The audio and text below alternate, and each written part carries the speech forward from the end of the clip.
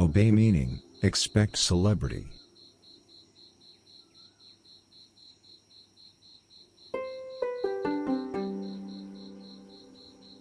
Write a book about the ambiguity of the laws of physics.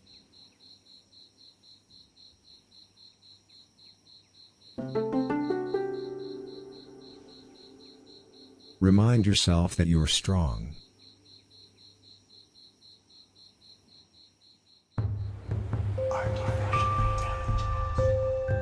Be good. Be young.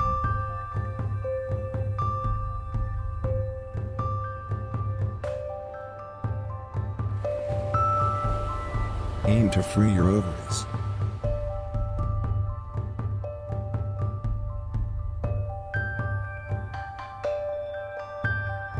Breathe deeply.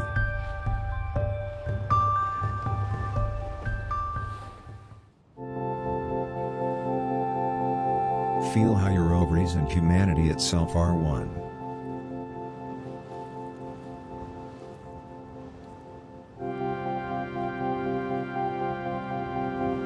Appreciate your throat melting together with your consciousness.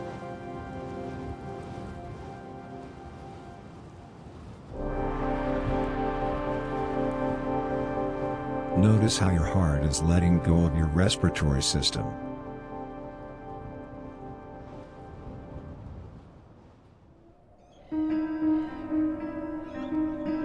Chase gossip, not government surveillance.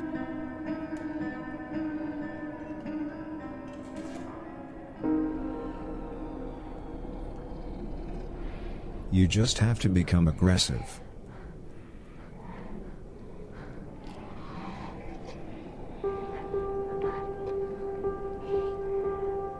Narcissism and self-hatred very often go hand in hand.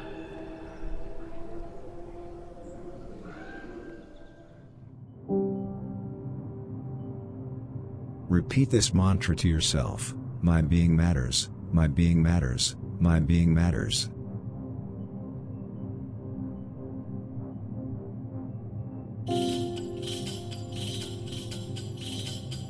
If you are being criticized, don't forget to care.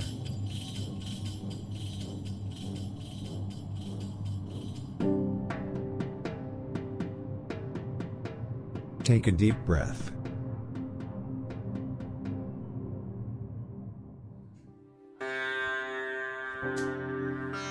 Let yourself be guided by the ancient religious saying, 2 thinkers corrupt as well as 3.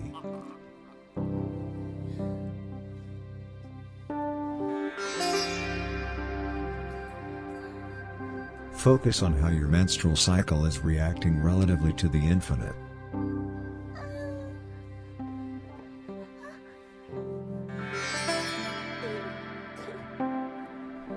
Focus on your breathing.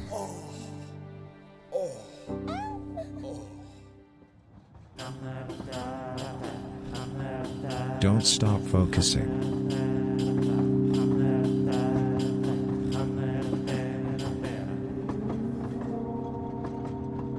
Go on freeing up.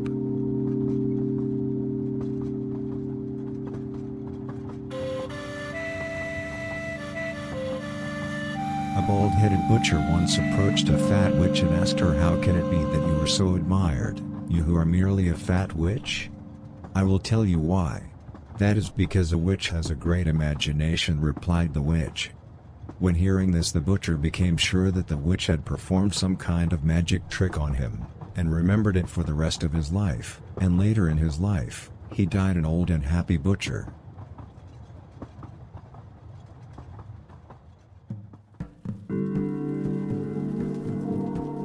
Trust ideas, trust simplicity.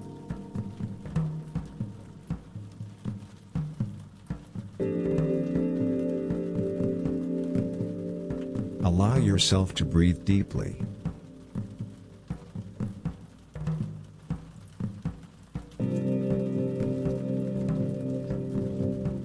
Think about how your stored up chi is connecting with the great nothingness.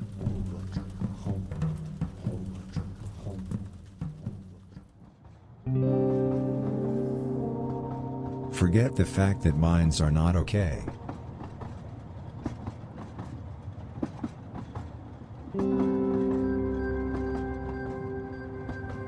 Confusing each other begins with confusing ourselves.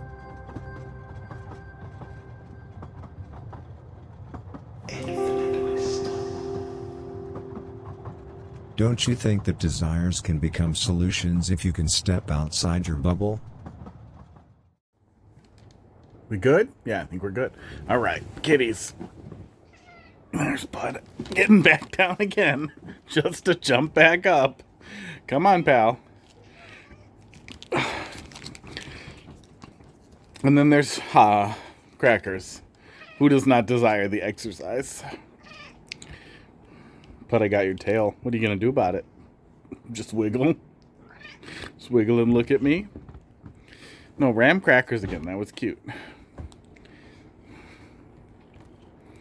He is excited. He really likes treats. Crackers, are you going to explain your bald spot back here? You going to tell me about this? How did this happen? Look at his skin.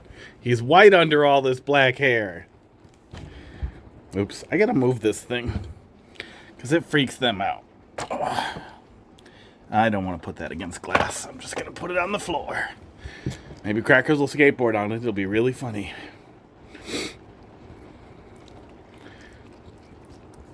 Wow, Bud. Just being Pac-Man over here. That's you. That's what you look like. Goofball. Goofball's afraid of fingers. I swear, I don't hit him. Look at this one. He doesn't care. Pud's just like that. Pud, stop acting like somebody who got abused. Somebody had him for like 2 weeks before me, before I adopted him. They said they returned him because he had a urinary problem, but I think they did something to him. I figure it must have just been kids. And they were just pulling his tail or something. Because he wasn't injured, but he is mentally he's injured.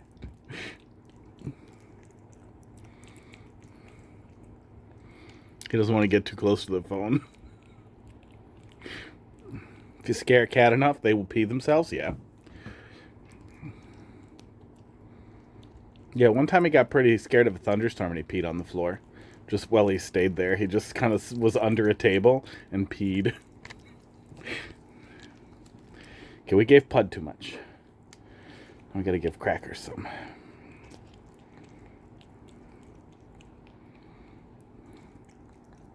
That was really early on when I got him. He hasn't had problems since. Sometimes he gets a little freaked out, but now he's got couches to hide under, and boy, he is good at getting under a couch. Do you want treats or boops? Which one? Boops. He did not want boops. Crackers, I can't boop you if you don't clean your face. How much is left here? A little bit left. No boops, but he likes it.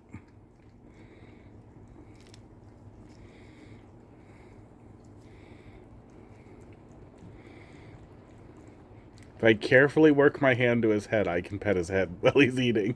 But I gotta stay behind the ears in his comfort zone. He does actually really like this spot getting pet, but it's really easy to overstimulate him when he gets weird.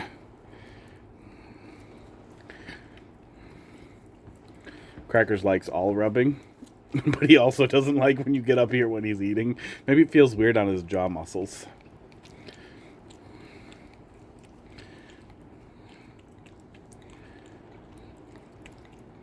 Boop. Crackers is undeterred by boops. Little more for you, bud. Rest is for hot dog. I tried to get him with the drugs so fast. Maybe I shouldn't sprinkle the drugs near Cracker's bald spot. It's like under the fur, but if you're petting him, like you see it immediately because it's like, now where is it? It's very visible. Oh, there it is. Yeah, I think Pud got a clump. I think Pud yanked a little clump out of him. Crackers look really stupid with your back mohawk. All right. Let's find the little one.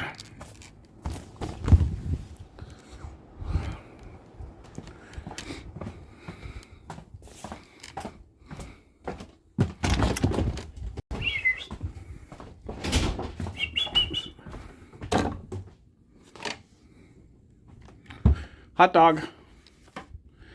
Treat time. Oh, there he is. Let's pretend you understood that. I didn't shake anything. I thought I heard it. Nope.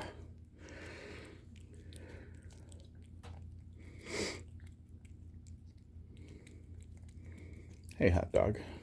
Let's get you framed up a little better, huh?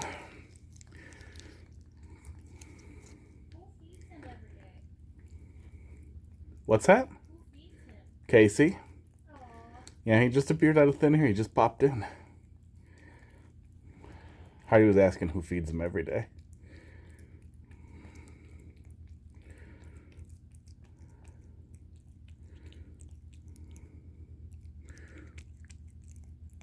You got some on your nose, goofball. Sometimes I make Box. Yeah, sometimes Box does it.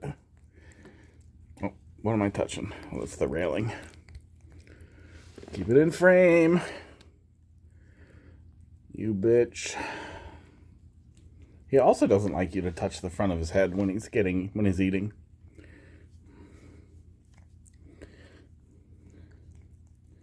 Yeah, there must be some jaw stuff there. Nope, he doesn't care if you touch under his... Well, he didn't. Man, we used to do this to Bud, so... Yeah, I don't know.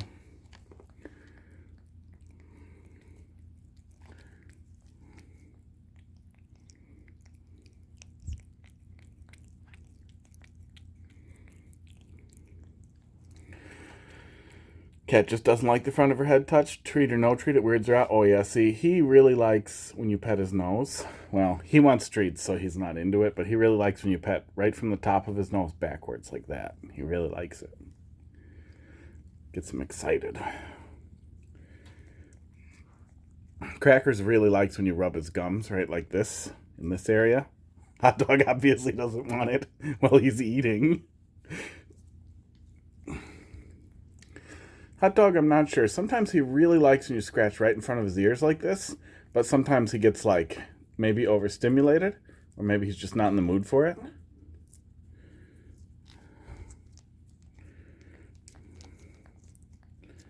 But yeah, none of them like it too much when you touch their whiskers. Crackers seems to ignore it, but this guy ignores it. If you tug his whiskers a little, if you brush them while he's eating treats, which is funny. You can rub your nose on her forehead and she purrs. Yeah, when he's real sleepy, I can just kind of put him on my face and he's like, yep, okay, this is warm.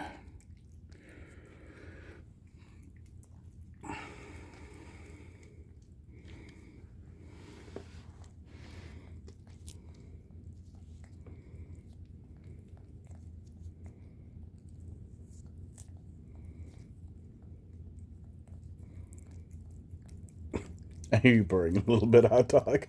I'm very excited about treats. Yeah, start in the back and work your way forward. Yeah, hot dog, if you pet him with too much vigor, he immediately is like, oh, you're starting a fight. That's what's happening. Especially if he's pretty awake. Then he does the battle. But I don't know if we can start a fight with him when he's full of treats. Because he's only going to want more treats. That's it. That's the end. When he does the battle. He does. Come here. Come here, buddy. Let's get too aggressive with your butt and see what happens. That one's gone. Just fill him with drugs. Yeah, here. Want some drugs, buddy? Want to do some drugs and then get in a fight. Don't act like you don't smell it. Oops. Almost spilled all the drugs. Wow. Carpet is not tacked down there. The drugs are in the hand, pal. There you go.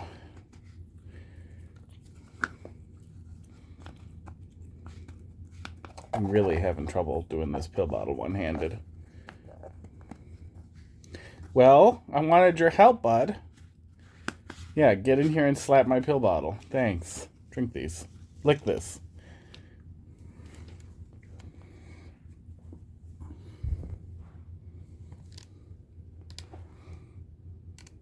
No, you're just gonna be cute?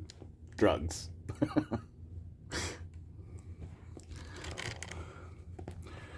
Oh, there it goes. Yep. Yeah, you just have to get a little aggressive with his butt. I don't even think it's that he doesn't like it. It's just that if you do it too fast, he thinks it's time to play.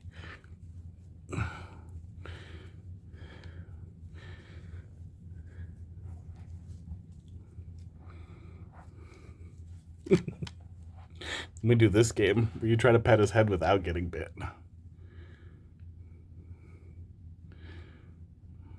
Yeah, he's being goofy. He's being goofy because he's full of treats and he's on drugs. You don't want to wrestle too much, buddy?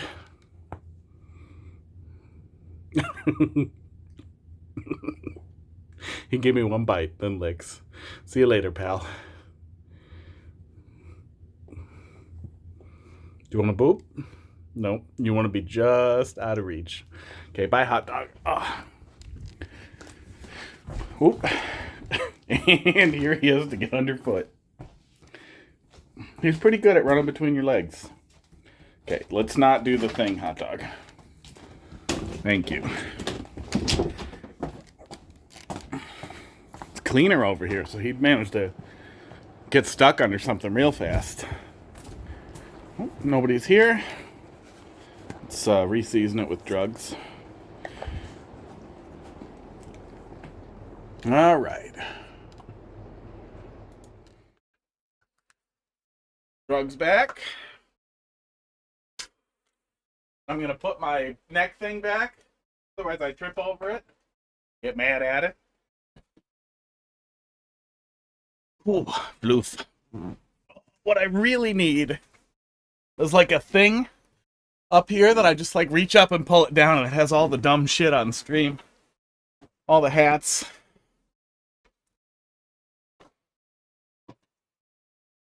Spilled. My arm. I got bad Luigi hat. I'm all ready here. Go up. Yeah, Mario Maker time. It's raining pretty heavily. So, I may accidentally start talking too loud. If the rain starts ruining it, like, I can't function, maybe we'll stop, but it only rained that hard one time. Drop my... Oop, oop, okay. Picking up from, here we go. Best wrestler of all time.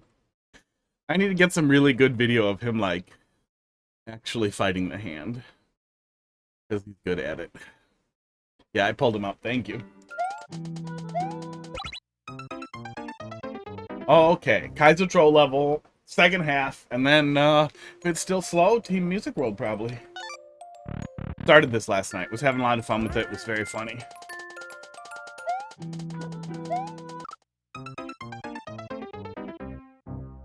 Pud's here for drugs. And twitching.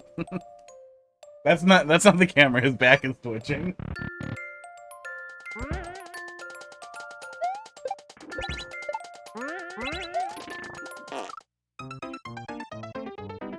Oh, spin jump maybe? It's probably spin jump.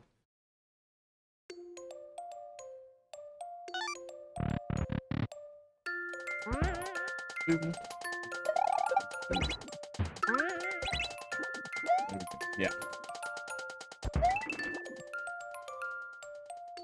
Damn it. It's gonna split, isn't it? Yeah.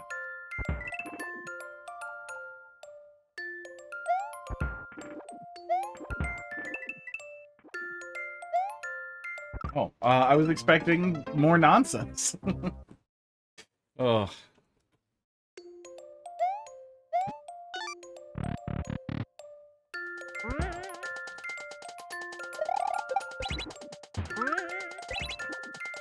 Yeah, spin jump works. Yeah, Hot Dog's been doing pretty good since we got his balls chopped. I was a little worried that maybe the aggression would decrease and he wouldn't be a big hand wrestling kind of boy, but he's been real happy about it.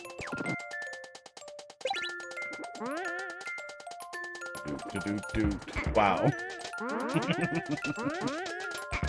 Today's doodle game is crackers in a bubble, riding a broom, drawing things to defeat ghosts. What's happening?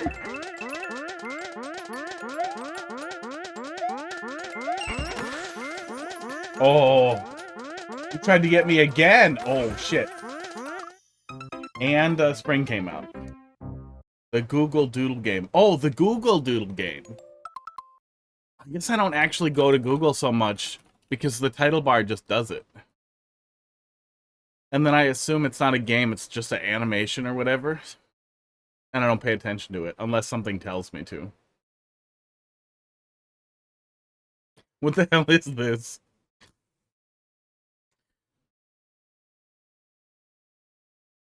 Crackers in a bubble, riding a broom. Crackers? He's got kind of green eyes though, don't you, bud? He would hang out with the frog though. I really miss oh, it is a game. Oh god. Okay. Not streaming Google game. Unless they start doing Google Maps Pac-Man again. Google Maps Pac-Man was the coolest thing they ever did. And every single person I worked with stopped working to play Google Maps Pac-Man. And I'm pretty sure that the national or global damage to the labor market must have been uncountable. Everybody who worked with computers immediately became completely stupid.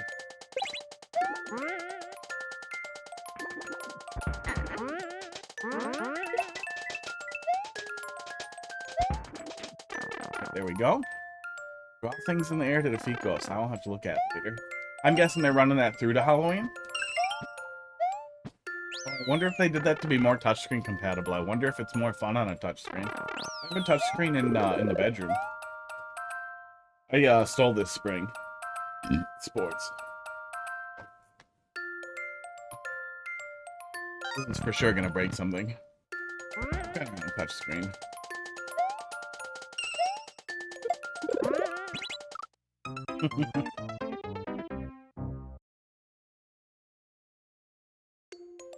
Okay, last one.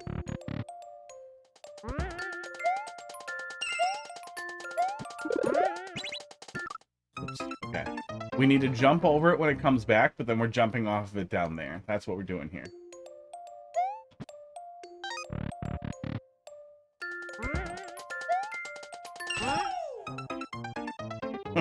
There's a note block in there. Thanks, bud. God damn it.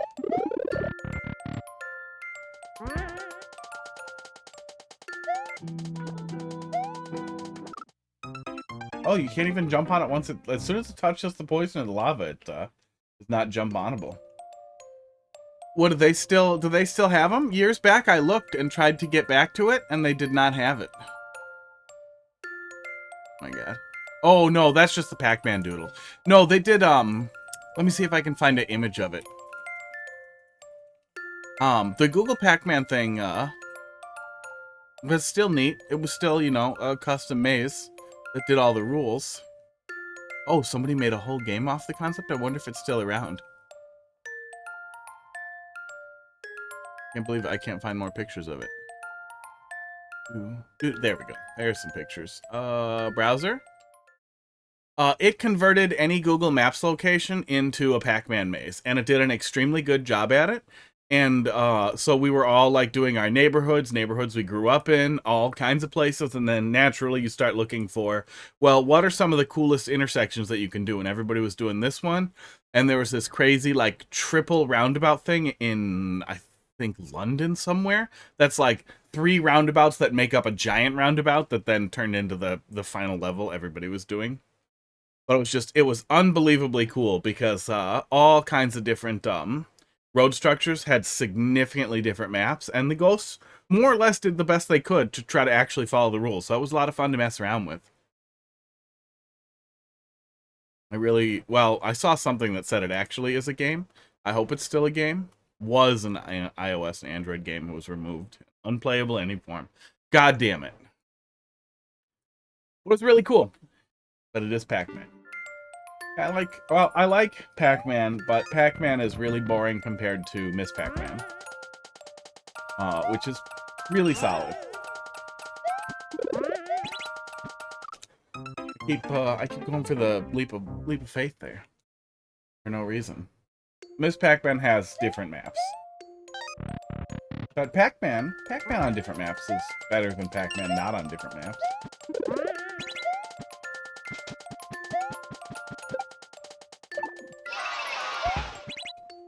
That's mean.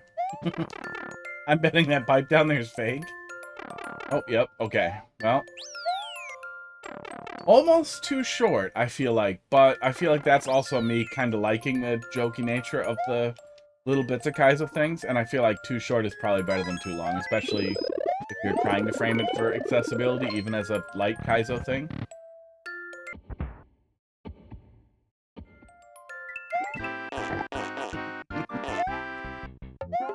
It's a stupid goddamn ending. Oh, that's good. I was gonna check if there was anywhere I could die, but I'm not doing that. That's cute though. Yeah, we finished that much faster. I could have finished that up last night real quick. Yeah, that was great. Is there more stamp? Oh, he's not gonna report it.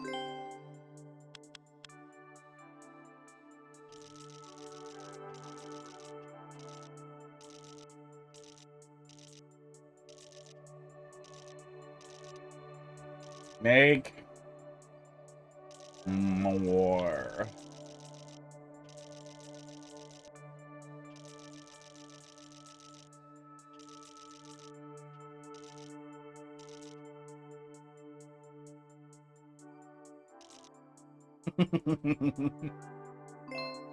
Oh, good. I really like that. I really like that. Barnstorm also said his Super World was really good, so that's something we'll definitely have to come back to. No, profile.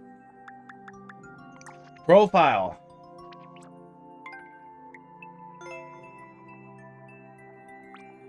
There's a lot of likes. That's good, though.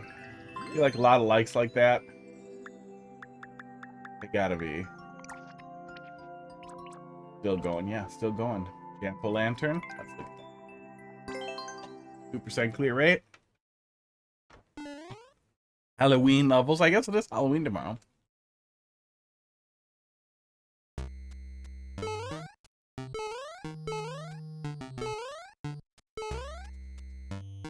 Okay.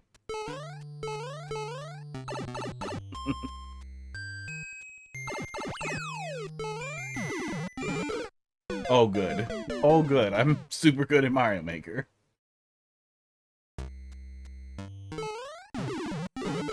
Yeah, a while back I got a bug at my ass looking to see, probably years back now, trying to see if there was any way to, if anybody had captured enough of Google Maps Pac-Man to rebuild it. But it apparently all ran on their side, and you just kind of played it that way. There was no way to play it offline.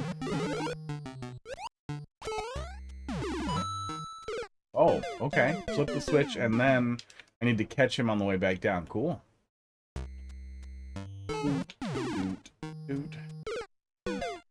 Sports. Ghost House theme with, no ghost tiles, instead just trying to stick to the pumpkin colors is, pretty cool.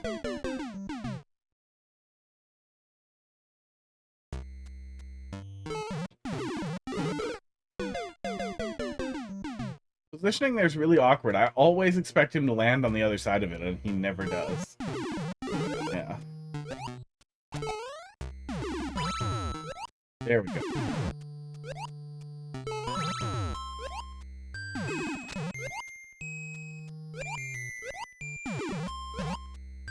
Oops. Oops, okay. Well, the more confusing ones are indicated after that point. Yeah, for some reason I just expect him to be there. It feels like the right spot after the question mark block.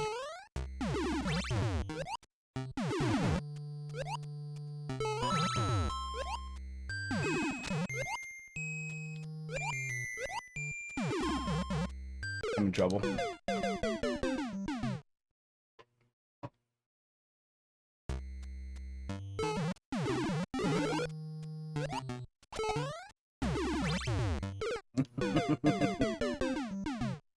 Oh.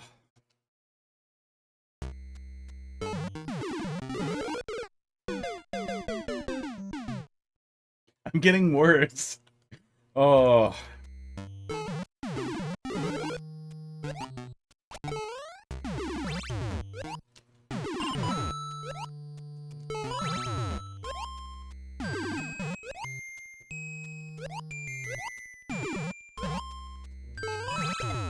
There we go.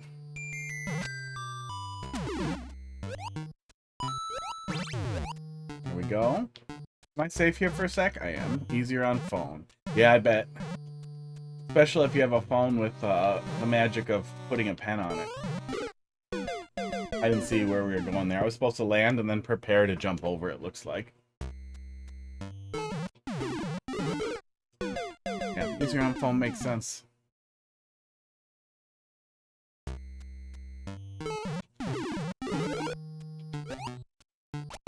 I've been playing through Bowser's Inside Story, Mario RPG entry, where some of the battles, like some of these, there's like big special fights that take place with using the touchscreen, and they're horrible to do with a mouse and keyboard, or just a mouse on the touchscreen.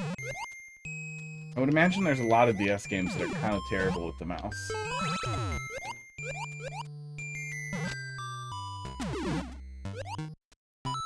That one definitely is. Yeah, phone pen. Phone pen goes hard.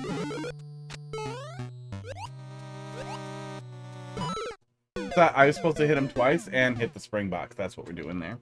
Yeah, that is my one big criticism for the Galaxy Fold series, is they still haven't crammed a tiny pen inside their body.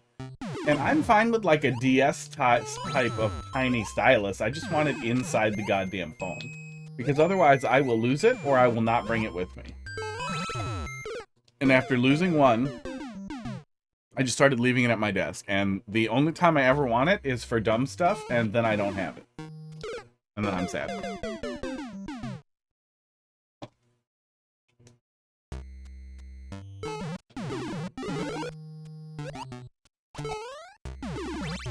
My handwriting is a good deal slower than my typing, but very often, needing to draw out like a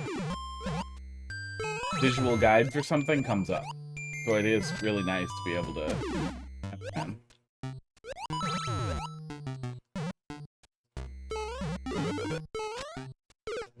Oops. Screwed that up.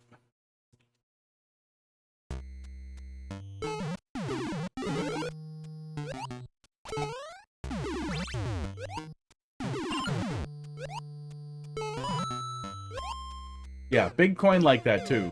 Can guide the player without giving them clear indicators or saying like you have to do a full jump. Man, it's one of those things that like some people just don't get. Some people do not want to put a big coin somewhere, but if you put a shiny object in the corner, people are going to reach for it if it looks like it's pretty much on the path. And you're making sure everything is set up there. It works out great.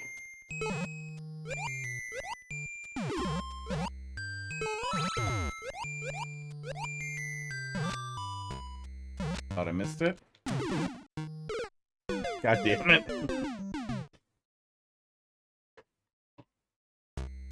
Can't stop thinking about Pac-Man. I made it to the exosphere and won the game. There's ghosts in the exosphere? What are they doing up there?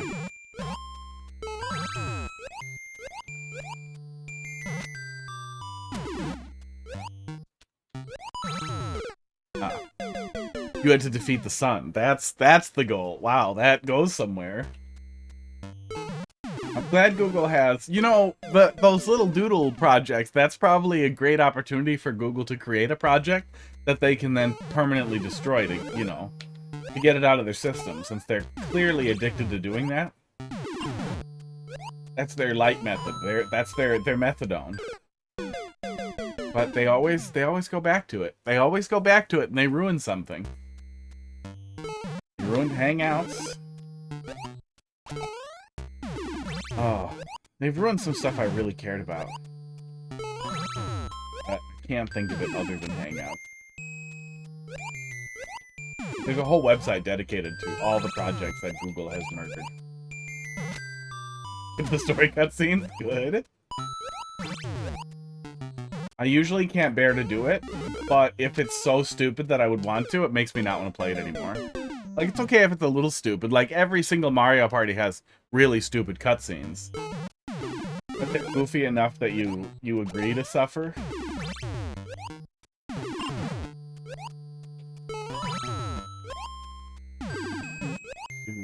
There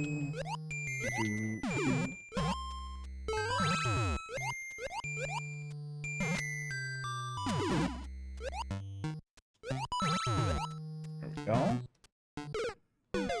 Womp. You need to go a little further. Oh my god. What, on the Amazon app? Or emails? That's one of the reasons why I really avoid apps for a lot of stuff too. Like, there's nothing I can't do on Amazon.com on a phone that I would need the app for. And then if you have it, you suffer minor advertisements. People say stuff like, oh, it's not that bad. It's only once in a while. It gets to you, and it gets into you. Yeah. Yeah, that shit makes me uninstall apps immediately. Like, instantaneously. Like, just immediately done.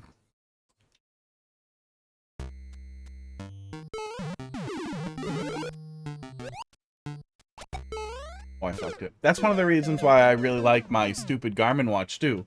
Garmin watches don't make any sense for the price that they are. But I've had it for like 3 or 4 years now, I think, and it's still getting updates, and they're gonna keep updating it, for at least for a couple more years. And I got it for like $300 instead of the $600 they charge for it.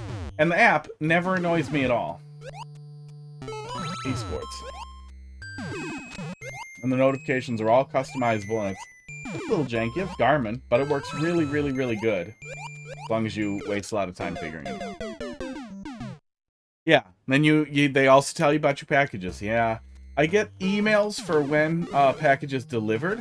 That's still configurable, but if they ever have it where all emails are bundled together, I will just opt out.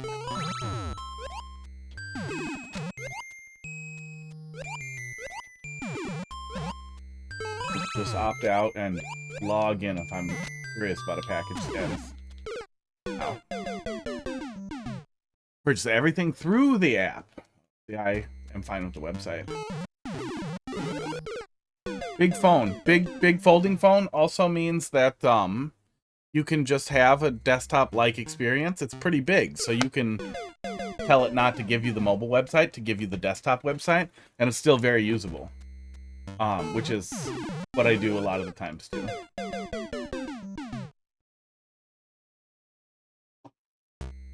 Yeah, Amazon's website on the mobile website for Amazon is deliberately gimped. Like, you can't find archived orders.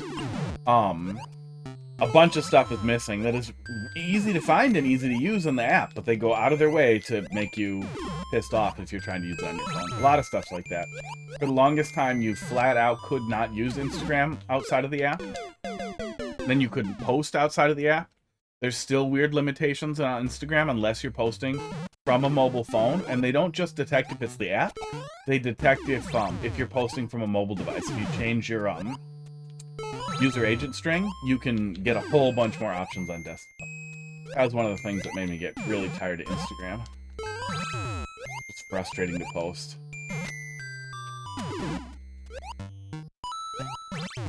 Only notifies you about 25% of the time when emails come in. Weird. Oh, your phone does. I was gonna say, I always get them. Uh-oh. Yeah, there are so many potential causes for notification to do bad.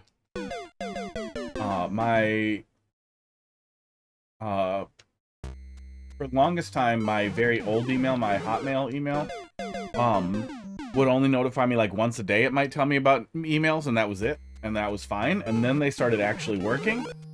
And it's like 10,000 a day. It's just that email is just a garbage fire that I've had since I was a child.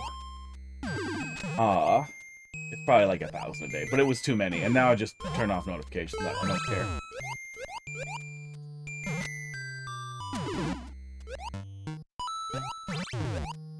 Gmail works pretty good on Android.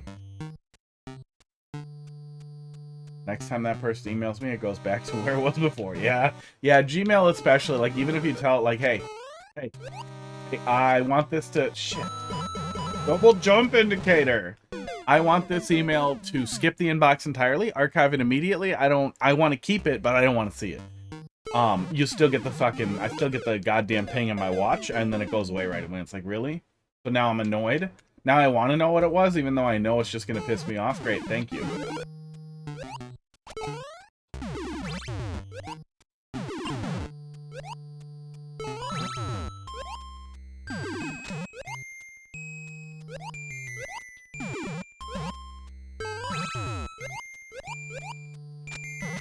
Esports. If Microsoft wasn't so absolutely apeshit about advertising in every possible 2 hits, every possible way they could on Outlook, I would maybe consider just not using Gmail, because it is, I don't know, it always has some problems. They're not major. Esports. But compared to my company mail stuff that I'm very comfortable managing and have managed professionally for a long time, I feel like I would be a lot less frustrated if I had pretty much the same experience with my personal email. Ready to make some progress. 1, 2... Fuck! Phone buzzes, your watch buzzes, watch tells you have an email, then it goes back. There's my notification. Yeah, that's pretty much what I see when I have a email I don't want that gets filtered right away in Gmail.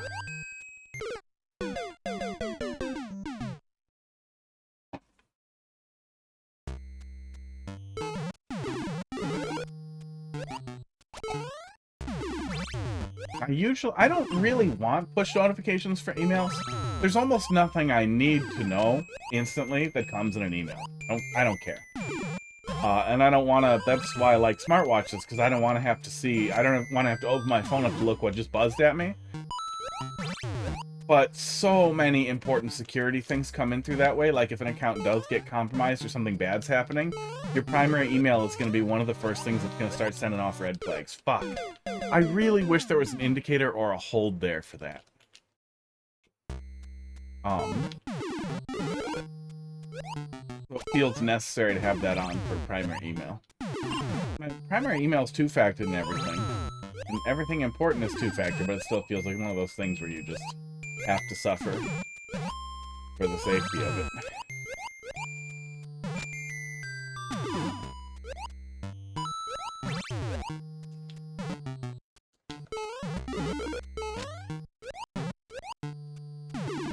Fuck.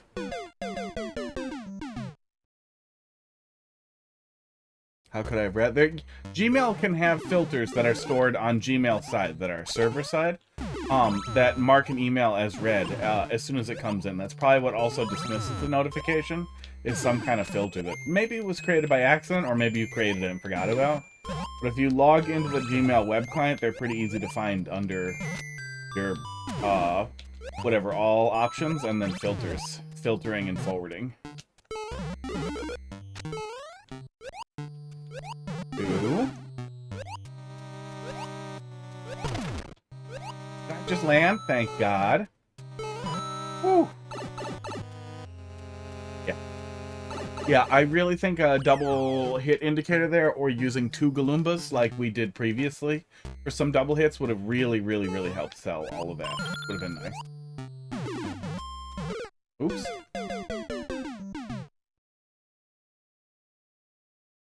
And if you are on an iOS device, ew. But, okay, head over when I jump on that. There might be different handling for it. I know you can, or you could cram Gmail into the iOS mail app, and it would do weird stuff. I think it, still used, IMAP or something weird.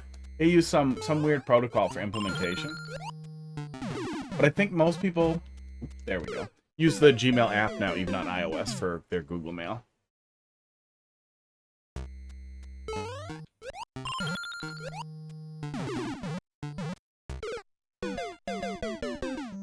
At least I hope. That, at least at work, that is our general push, and the last couple places I've been at with iOS devices with standard people, I really want to land there again. People generally use Gmail app for phone, for email, for Gmail, and Outlook app for company mail. There we go. See, that only had a double jump indicator. I guess the thought here is to err on the side of, if I don't need it, I don't want to have it. But I think we missed one. Aniolel, how you doing tonight? Yeah, I mean, it's a garbage OS. It's a walled garden. Who the hell wants to buy a device that you don't really own, that you basically just license, that you're not even allowed to run things with admin on? That makes me super angry. If they weren't so stupid about just-in-time compiling on the new iPads, you can literally run Windows 11 on the new iPads if you sideload it and enable JIT, and it flies. It fucking flies, which is fucking awesome. If I could run Windows 11, even if it's just Windows on ARM on a fucking iPad, I would buy one like that. I would instantly buy one if Apple was like, we're allowing this now. Like that. Relatively standard device that everybody has that now can run 2 operating systems, one I hate and one I really like. Oh my god, I'm all over that. Yeah, people make a lot of money dealing with it. I deal with it begrudgingly.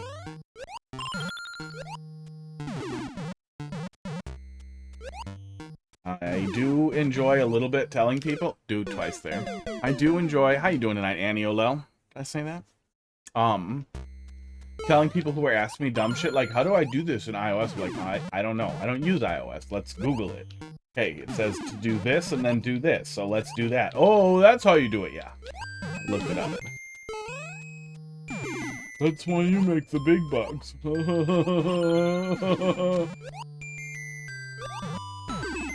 There we go. Okay, second half was a lot easier. Is that the whole thing, or is that the first half of the second leg? Fuck you. Mean. Okay, fine. That one did have a double jump indicator. Oh yeah, second half was way easier. We stumbled a lot on that big Goomba right by the end of the first half. I really, really, really wish there was an indicator or visual draw. Yeah, GG. That brought me back to jumping twice there, because everything looked like I'm supposed to go forward. Everything felt like I'm supposed to go forward. It looked like there was a place to jump. There wasn't even a don't land here indicator or anything, and it could have been spikes. He needed the conveyor belt, but there still could have been, well, maybe not. I just wish there was a way to have kept me there, but otherwise that was really good. Boop. Where we at? Well, let's keep on going with Team Music World. Let me see if there's anybody who needs anything yelled at in the bandwagon disc. Playtesting says 27. Is there a thread? Must have been some long thread. Yeah, there's definitely not 27 new things in here. Welsh Shock. DM me feedback. V3 on NSO. I think we played that one. Casey's got something? You did the thing? Okay, let's see what we got here. Here's a level. Scooby. 895. 2XD. Go. Boop. Escape the Haunted Mansion. That's a cool title card. Oops. I meant to hit play. Wow. That's a picture from 666 Thomas over here. Is that supposed to be eyes on a sad face and then he's crying blood?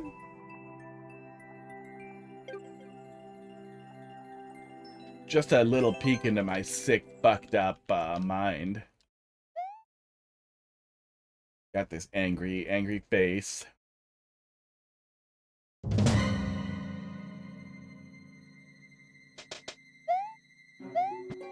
Going up here. Hope I'm not. No, I'm not. Oh, neat. This is cute. Really? Oh, okay. That's pretty funny. Yeah, that was a pretty funny setup right there.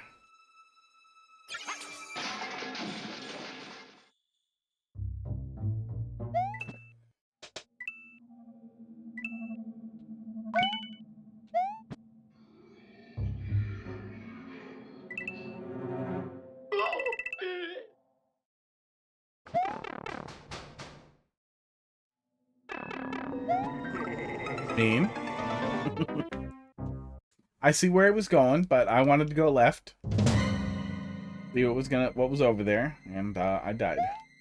Oh, I can steal one of these. Oh no, I can't. Oh wait, maybe I can. If you touch a ghost, you die.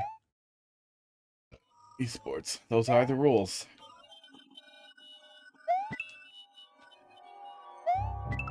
Aw.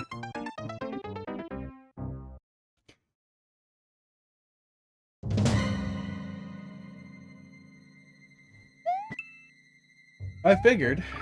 Oh, although if we get a mushroom, I think we could sneak in there.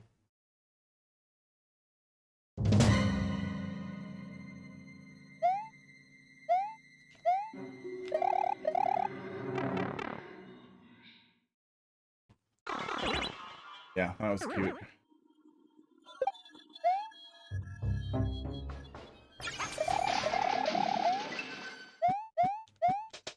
Oh, I can just come in here and grab it. Okay.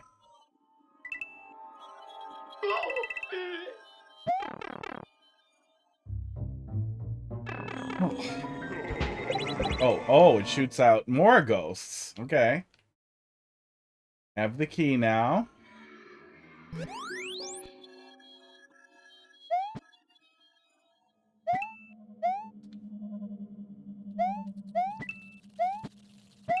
Oh, okay.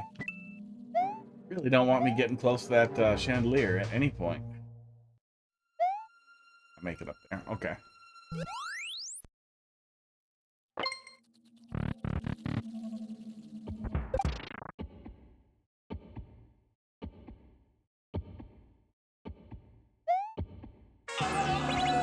Okay. Okay. Gonna go. Really? Really? Did you make... Was them bobbing supposed to be spooky? Or... You know what that is? That's probably just how they controlled the speed of the... That's cute, too. Yeah, whatever's down there is probably how they set up the speed control. Oh, I stole one.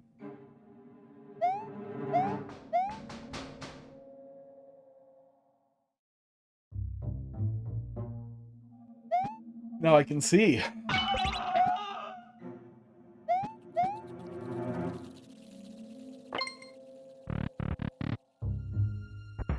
Touch a ghost, you die.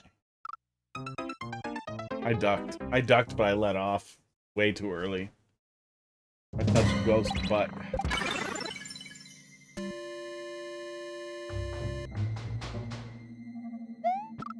Oh, no pals this time. You hold right, you do not get the thing. Box, how you doing tonight? Passed out last time? That's okay. Passing out happens. I'm gonna pass out on me this time. Tired. Alright, tired. Yeah, also tired. I got a pretty good workout today, but my watch keeps warning me like, hey, you have to stop. You need more rest, which pisses me off. I think it's still just COVID after effects. And I'm still sponging.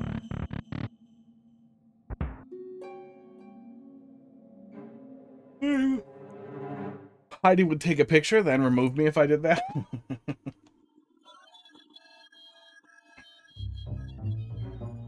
I bet you mean Casey, right?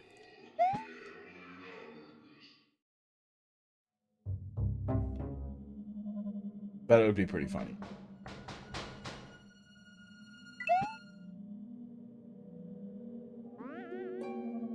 If I passed out, I don't know if Heidi would come and take a picture of me. Or if she would just wake me up. Or if she would do something really weird, like leave me alone. Be like, oh, maybe he wanted to fall asleep. Maybe he did this on purpose. I should leave him alone. Like, what are you doing?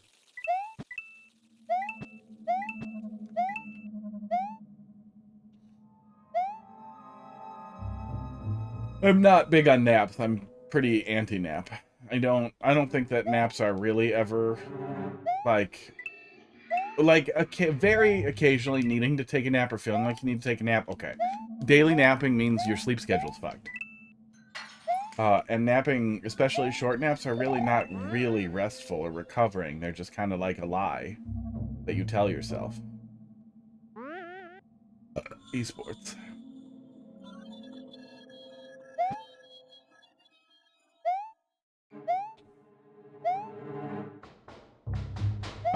I wouldn't get too mad about more lights up here, because I see that muncher and it keeps making me not want to jump.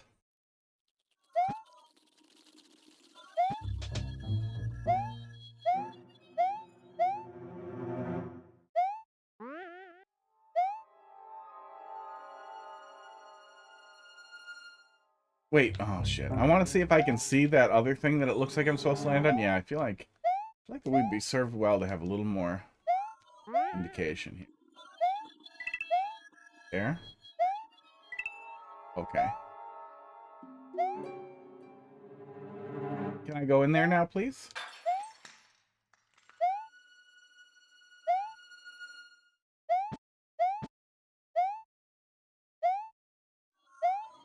Oh, this is level 1 for me.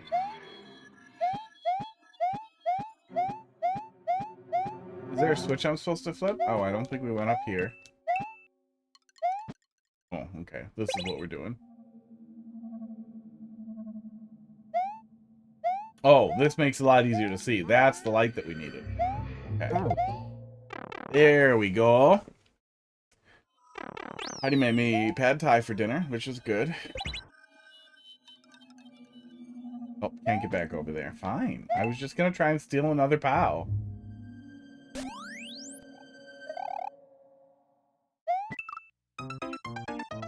I really hope we had another checkpoint that I ran into.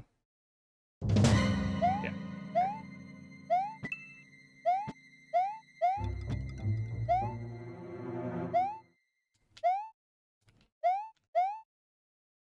Really doesn't want me touching those POWs. I just wanted one to carry around as a light source. Oh, actually, I think we could have killed that muncher and come back, couldn't we? Then we could have jumped up there, too. We should have tried that.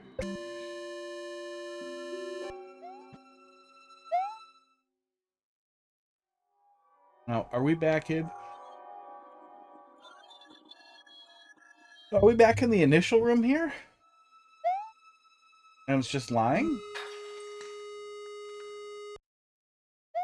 I think it is. Yeah, I think this is the other side of that initial room.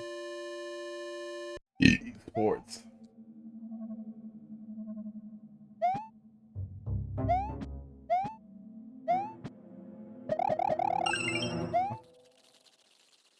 Not the answer I was looking for.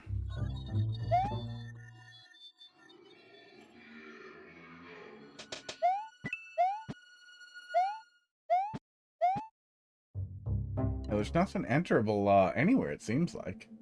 I feel like we missed something.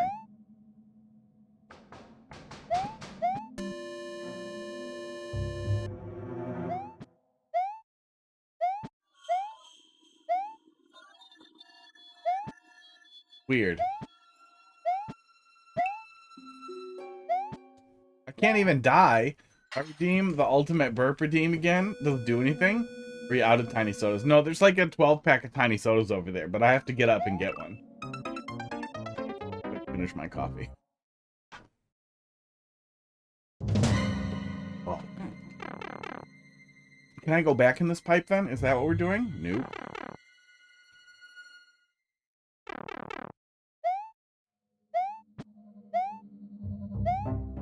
Oh, there's a door right there. We were skipping the door right here. Delayed. I can delay further. Yeah, that's kind of... Well, I guess we just get deathlocked, but it is pretty easy to not see the door. You're really dumb. Time to exercise. Just a little. I did bike on the exercise bike for about 80 minutes. Well, for 80 minutes. I guess for about 90 minutes would have been a better abbreviation, but it was for 80 minutes. For an entire meeting. And then a little bit after while I was still typing some stuff up. Oh, and that's the end. Okay. Yeah. Neat take on traditional Ghost House paradigm, like actual Super Mario World Ghost House. Doing the twice-ish sort of setups. While building out a maze-ish little type of thing with some really, really cute little Mario Maker gags. That pipe gag at the beginning was really priceless, and I honestly kind of wish there had been more of that. That was really great. Okay. Let's see here. I feel like we looked at the Welsh Docs level, but let's take a peek. Let's take a peek. They just posted it today. Maybe we didn't see it, and if they did, then we'll probably go do Team Musical. ECY, XK7. Oh, maybe there's some stuff in the actual library that we haven't played, too. K7G. I'm going to pull it up, then I'm going to go get soda. Okay. Troll Glitchant V3. Petrifying Pumpkin Prank. I don't know. I feel like we might have looked at it. I feel like we just played something from them. From Welsh. I don't know. Burp time. I'll be right back.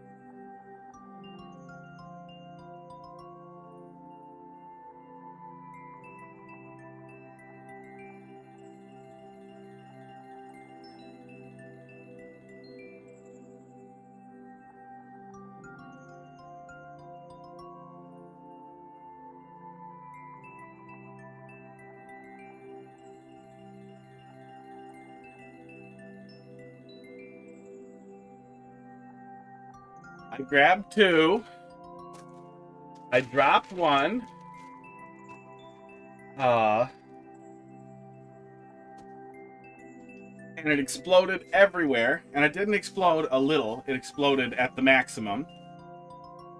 Sports. Like it ripped open completely. I should have grabbed it. Baby wiping it off my legs. That's sticky. Oh. Well, we'll see. I might have played it. I feel like I might have played it, so we're going to look at it and we'll see. I'll tell you to blindfold yourself if we're going to play it. No, I don't think we played this. Crackers, baby wipes on your legs. I did. I wiped it up over there with a towel. I'm probably going to have to mop. I should make a note.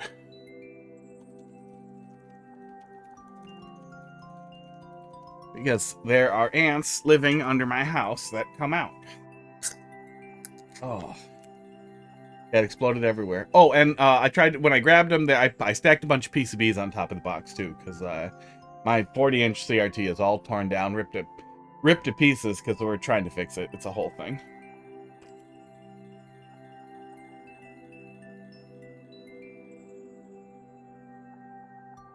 Thought it would be funny if I could chug it.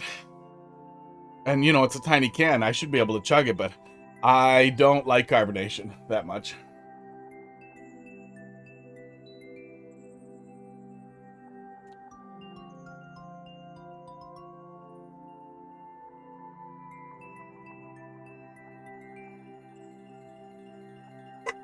The bubbles do. I don't know how beer people do it. Whoa. There, bubbles in me. Oh, I do like root beer. A&W is not the best, but I couldn't find tiny cans of bark, so what are you gonna do? When you use a straw? Oh yeah, that might work better. Stick a straw in there and suck it down. That thing? I forget what it's called. Is it epiglottis? We look at this one? No, I do not think we looked at this. This does not look familiar at all. Yeah, box out, blindfold yourself.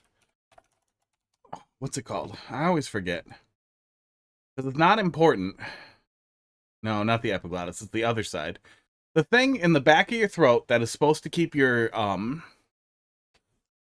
beers less carbonated. That's probably why. I don't really like or drink beer very much at all.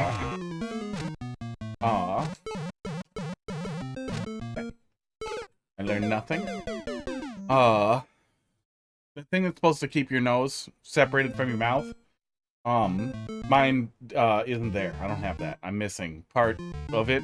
I don't know. Doctor said, "Oh, it looks like it's not really there. It's just kind of gone."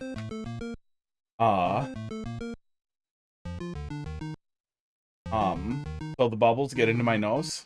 No, it's not your uvula because I have a uvula, but it's enormous, and it likes to sit on my tongue. Anytime I'm sick, it sits on my tongue, and it feels awful.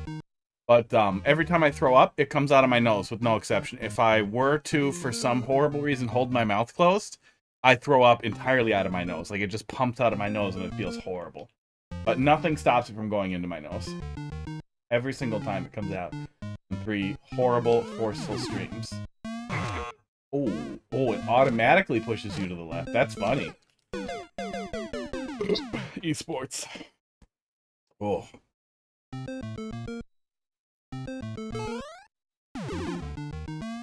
Okay, there we go. If you hold it, it works.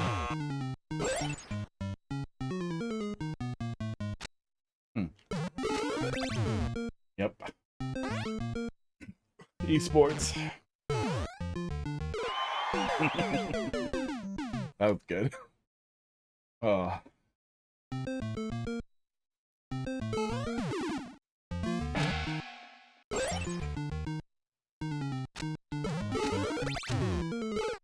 Nope. Don't fall back in there. That's the worst thing you can do.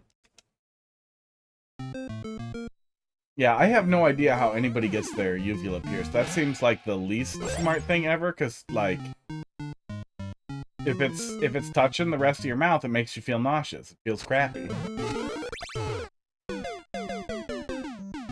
He just jerks to the left there. The only mouth terms I know. Epiglottis is the thing that keeps food out of your airway. I only know because I just looked it up.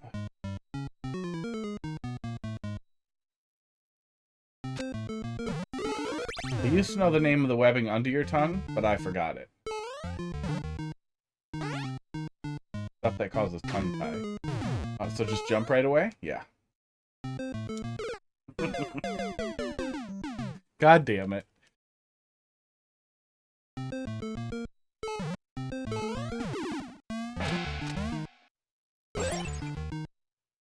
I don't know what I was thinking.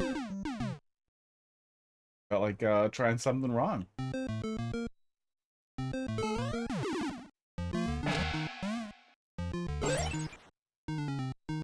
Oh, the top of your mouth is your soft palate. The thing you burn with pizza. Your oral pizza stone.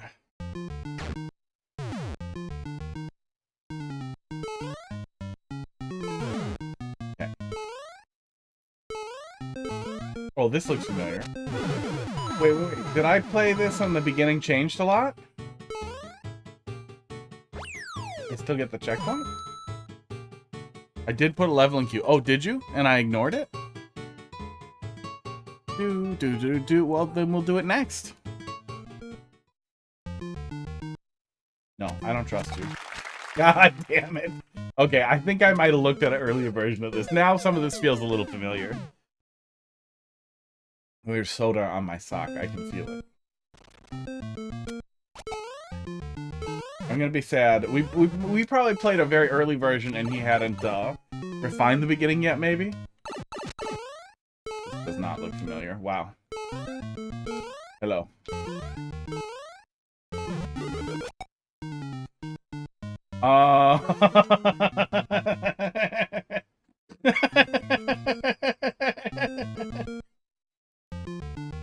Oh my god. That is one of the dumbest things I've ever seen in Mario Maker. Oh my god. Yeah, that is one of the most unbelievably stupid things I've ever seen. That was amazing. Because my immediate thought was like, oh, I didn't know you could stack blocks like that. I wonder what cool shit you could do. Oh, well, that guy's riding that other guy. What's this gonna do? Oh, okay. I should have jumped on him. Oh.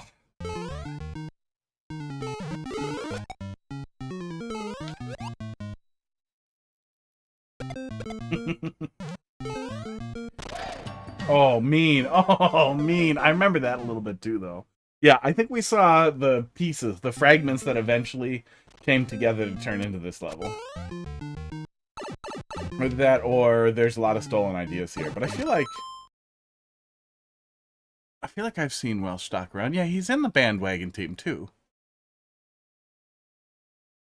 I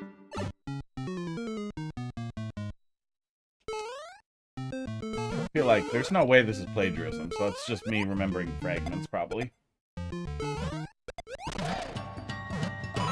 Aww. Aww. Yeah, I'm surprised it's so slow tonight. What's the number of... Oh, there's 5,000... Oh, there's 5,000 people watching Mario Maker right now. Is Carl going and I didn't see email for it? Let's see here.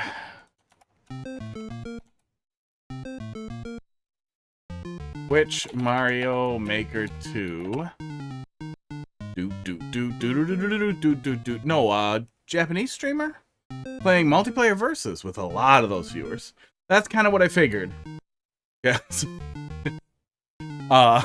Boy does Carl have a lot of overlap and 100% win rate in the which of these two channels am I gonna watch category. And I get it, you know.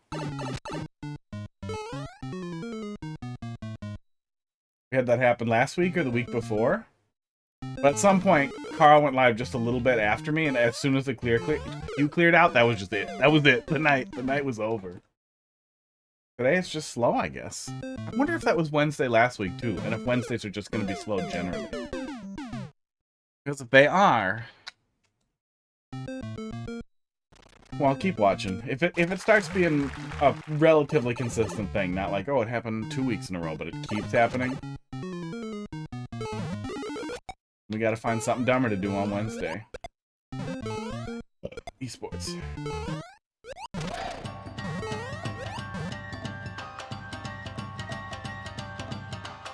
Mario World Wednesday. Play ROM hacks. Fuck off! This is good. Oh, density's low. We're only about 7 minutes deep and we're seeing the checkpoint. Yeah, density's low. I have I have been starting to feel like we're seeing a little bit of a trend with lower density and a much more cooled off approach to like how much crap you're fitting before the checkpoint, which is unbelievably refreshing.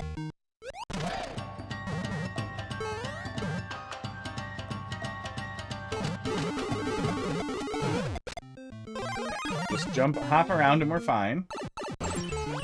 Probably not optimal, but it worked. Spell check can't help me. On tongue? Wait, on tongue for real?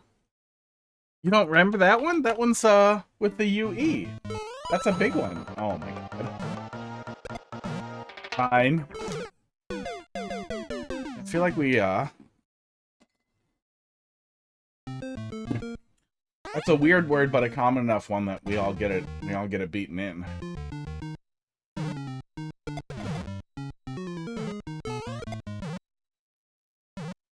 If I grab a later one, does it work? Yes. Okay. A later one works fine. Oh, good.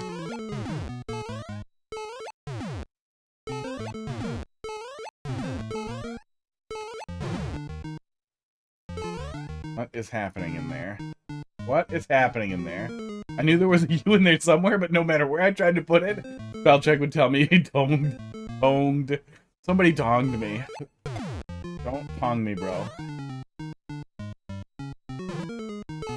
You're hiding a spring, but why? Weird. I feel like I'm missing something.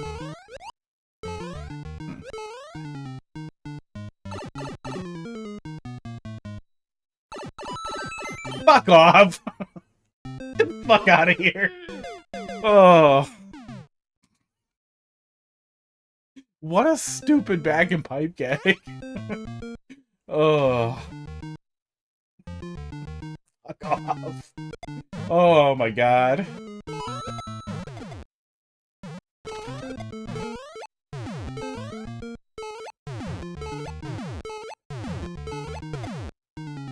Yeah, I don't understand that last spring troll.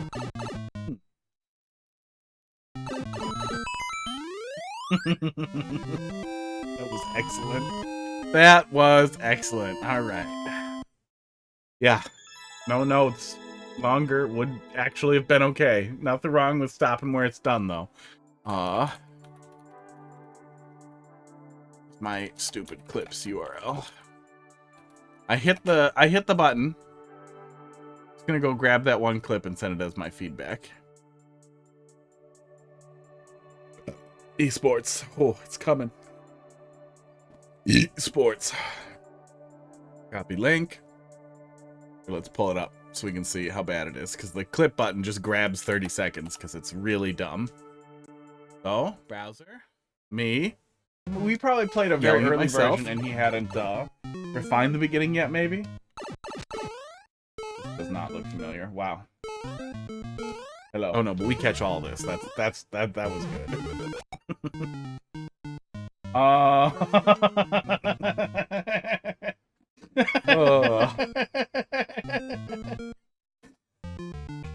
Oh my god. Oh, that was good.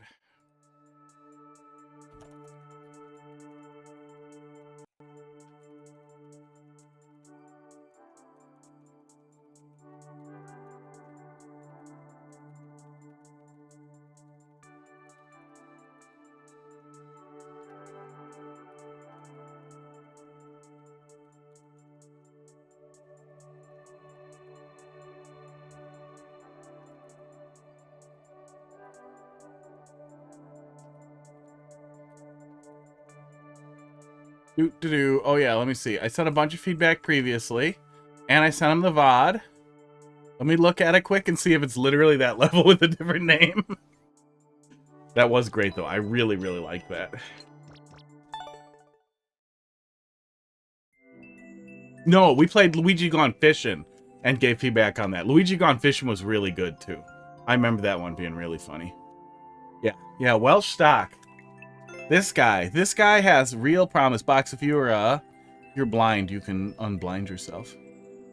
Yeah, there's been some. Oh, absolutely worth playing. Yeah, It was short. We only spent like I'd say 10 or 15 minutes on it. There were some incredibly funny setups in there, and it was short enough that even though I'm already following him. Yeah, I must have really liked Luigi Gone Fishing. Luigi Gone Fishing I remember really liking too. I had detailed feedback on it. I had some trouble. Really liked it. But that was great. That was perfect. Yeah, the length especially, the length and the low density really gave a ton of room for the really like big swings to really land. And that was nice. I really like that. I hope that's a trend that we're seeing, that people are gradually working towards I don't want to say gentler trolls, but just focused and less density so that there's more room for novel ideas, for things I haven't seen before, or things done very differently that are really stupid and funny. Oop, can't type. VRC VKQ68G.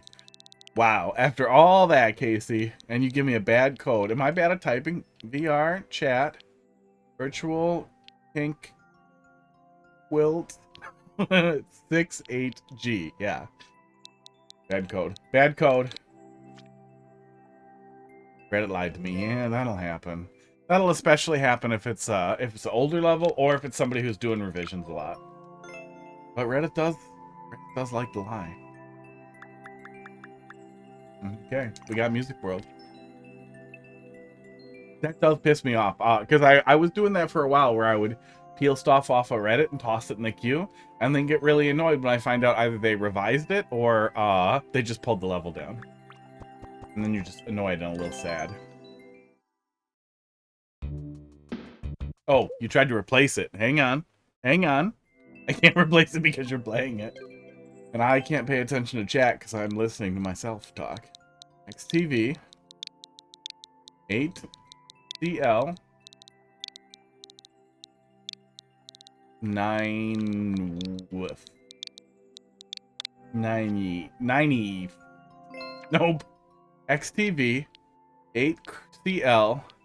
9YF. Nope, gone. Gone.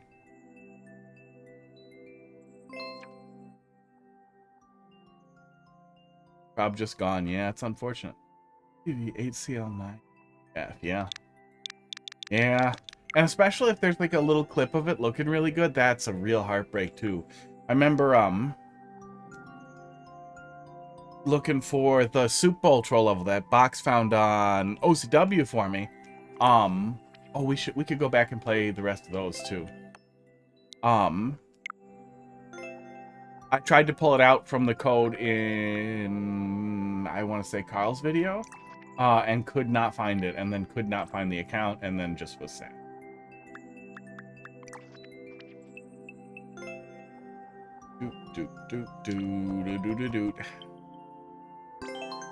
Was the last one on that thread. Hopefully not the looking for feedback thread. Oh, those are cesspools. Early on, I was looking at some of those. But man, the people who flood those threads. What is this? Rapper's Delight. Yeah, there we go. We'll try that in a minute.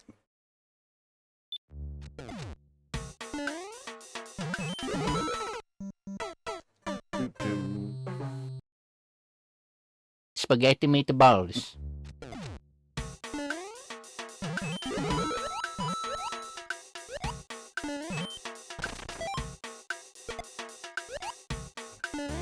Did we start this one yesterday? This looks really familiar, but not the same.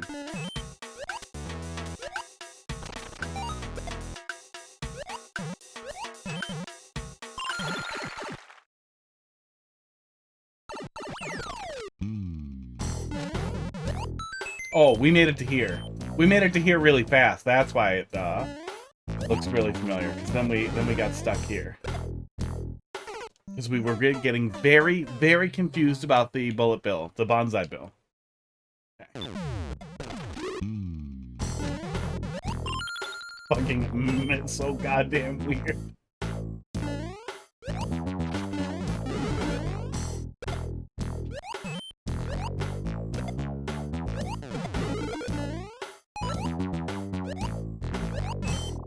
Oops.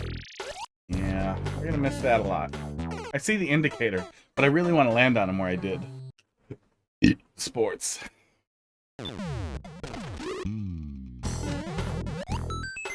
Feel like it's coming. Yeah, I feel it.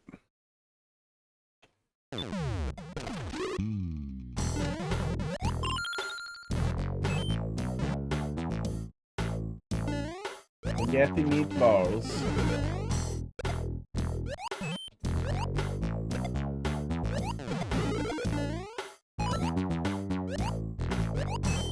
Oh. That, yeah, it was weird yesterday too, because it sounds so not Mario Maker.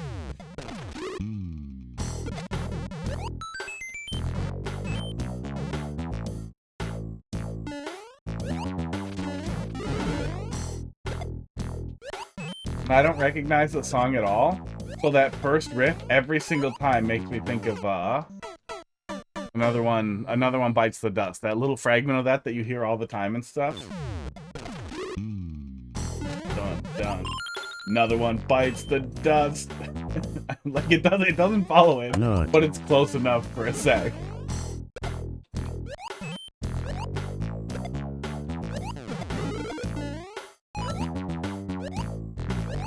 Oh, I really want to land on him there. Yeah, I think Barnstorm said it was, Roy makes that noise? And it also seems weird that you don't hear it more, because it seems like people would do that all the time. Especially with how, like, overused the hello is. Another one bites the nut.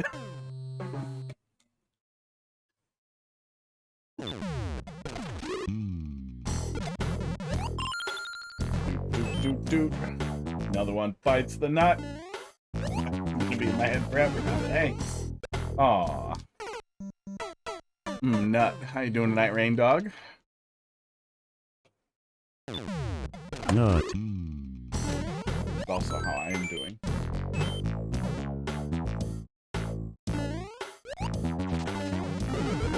Oh, I keep every time I do it bad. Another one bites the nut. Isn't that weird?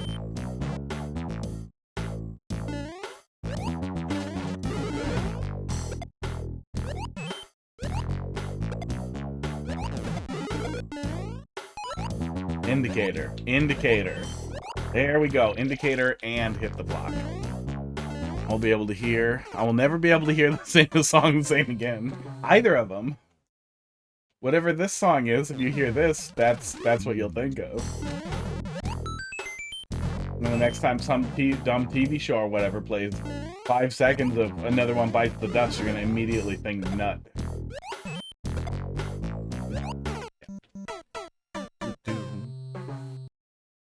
I'm thinking about the huge bag of cashews that I have in the kitchen.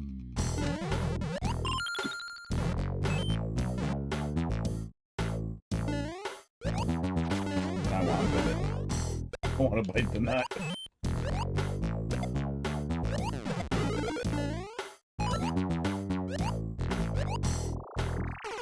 Yeah, I feel like the first part flowed really, really great. We banged out the first area almost immediately every single time.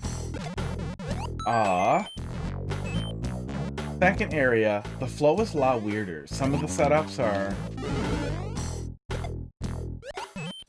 not difficult, but unintuitive. Unintuitive enough that it feels troublesome to do correctly. First time in my life, we're here. Oh, I hate those. And I want to bite the nut. We have a bag of pistachios in the kitchen. Macadamias. Macadamias, you could take them or leave them. They're not walnuts. Walnuts should fuck off forever. Walnuts are fucking garbage. Like eating glass. Squirrels eat walnuts. I do not understand why people want to eat walnuts. I really like pistachios. Pistachios are like pretty much tied with cashews for which nut I want to eat. Well, pistachios I like in sweet stuff, and I like just pistachios too. Pistachios are really versatile. I guess I've had cashew cream. That's pretty good too. I guess they could both be in both things pretty easily. The problem is unshelled pistachios. I found a worm in them 2 times, and I'm just over it. I'm not opening pistachios in my mouth to have a weird dead pistachio worm on my tongue that I spit out, or maybe I chew up and I'm like, ooh, why was that one so meaty? And I'm not doing that. But I'm not gonna fucking shell pistachios in my hands. That's really annoying, and it hurts my fingernails, and I cut myself every time. Going to Walmart? Wait, didn't I need something? Wow. Yeah, but I got it. Yeah, I did, but I don't remember what it was. Look at the list. So, really it just seems like, okay, well I should just buy shelled pistachios, but shelled pistachios cost so much it's stupid. So then I don't. Yeah, even artificial pistachio flavors. It's like banana, where it's not a perfect flavor, but it's still pretty good usually.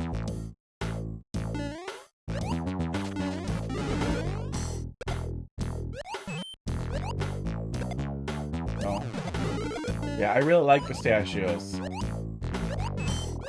but I do not like peeling them unless it's with my mouth, and I'm not gonna do that. This really sounds like it's about another one biting the dust. What the fuck? Unintuitive! Why don't you shell pistachios with the pistachio shells? I don't know. It feels like you're supposed to use your fingers. You squish them and then you yank them with your fingers.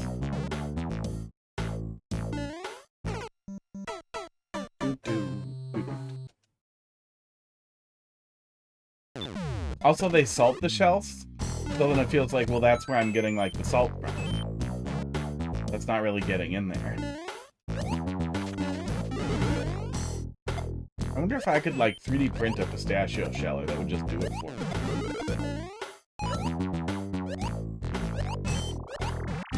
Like, something must exist industrially. And it might be something you can scale down.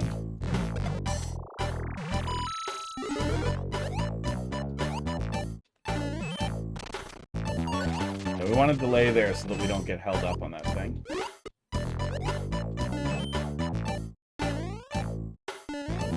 What are we doing with... Okay, we're ignoring Boom Boom, I guess. Yeah, I use my fingers. We just leave him? Yeah, we're just... SP?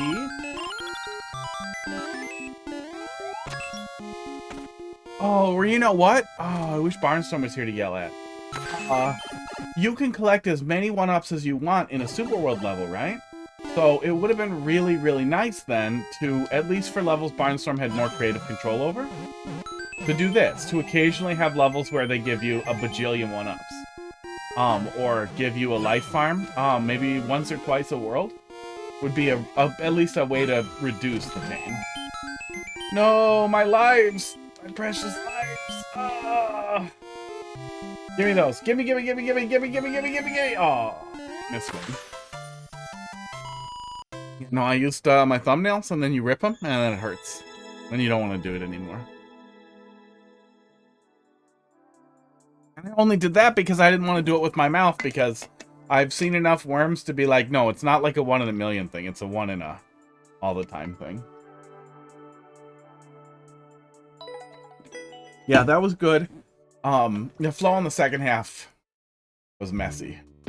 Real messy. Hot dog. Hot dog noises. I saw it. There it is.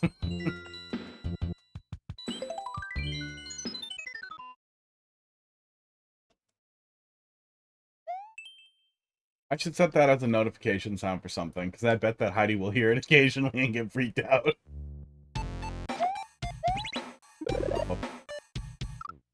Are you kidding me? Oh, no. Oh, no. Worms and sushi. Worms and what sushi? Like in fish? Like Parasites? That's gross.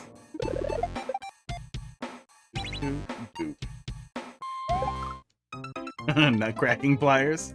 Yeah, I bet there's pliers for it. Yeah, you probably could just use a pliers too, but yeah, this wouldn't crush the nut meat.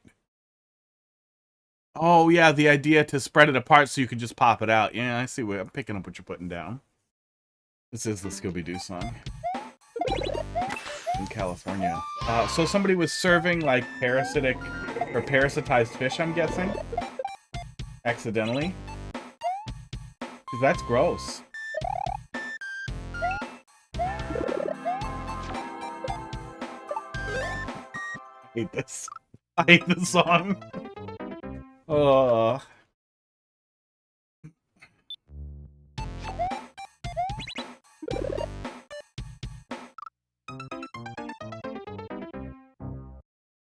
Hate this song.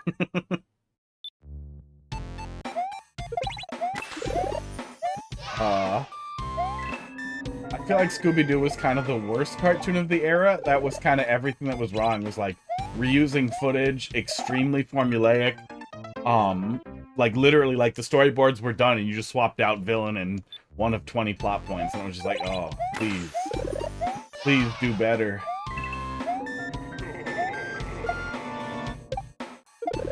Dude. And then later they were like, what if we did the same series, right? But we added another dog.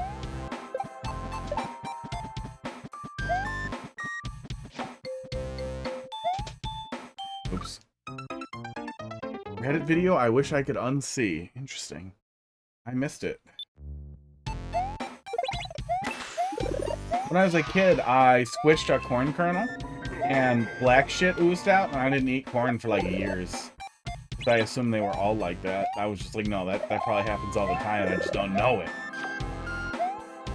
Then for years, I like squished all my corn before I would eat it to make sure it wasn't full of weird, stinky black shit.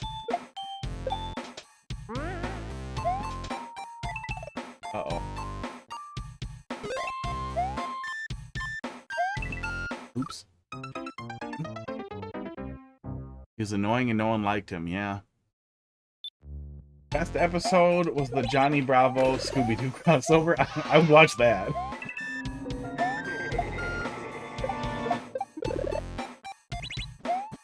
Yeah, that's kind of what the IP turned into, too, is it was just like crossover nostalgia trash forever, and then they made a bunch of weird live-action movies.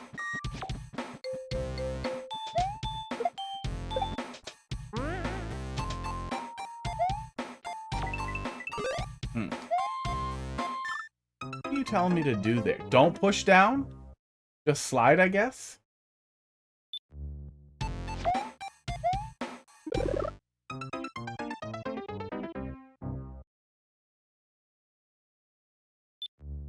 Johnny just imitates what she says? Is that the whole episode? He's just mean to Velma? Because she's a nerd?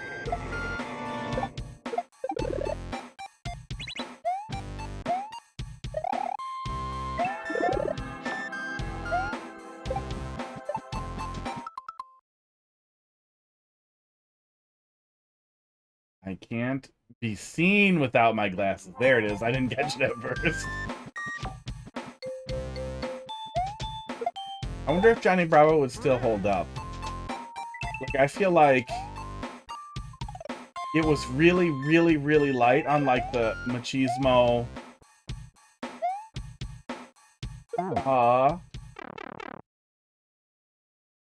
Like, it was a lot more machismo than, misogyny. But I wonder what looking at it now would look like. Would it still feel like it was really goofy? Because, I mean, he was nice to that kid. And didn't sexualize that one kid. That was a thing. He wasn't a pedophile. Thanks, cartoons.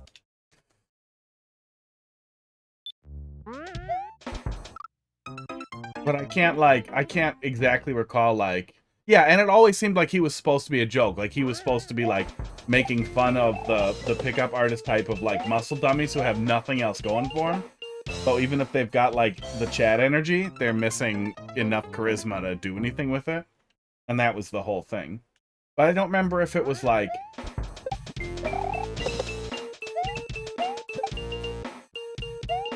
Uh-oh. Yeah, art was really neat.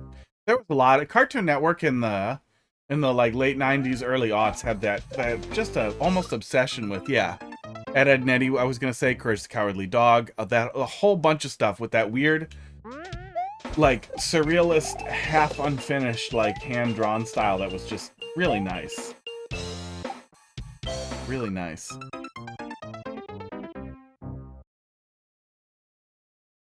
Yeah, Home Movies did some really cool stuff with their weird, squiggly animation thing that they did. I really loved H. John Benjamin in Home Movies, too. I feel like he made the show. Man, am I happy that he got a ton of TV shows now. Because after that show, he was just kind of a nothing turd who was doing little bit things once in a while.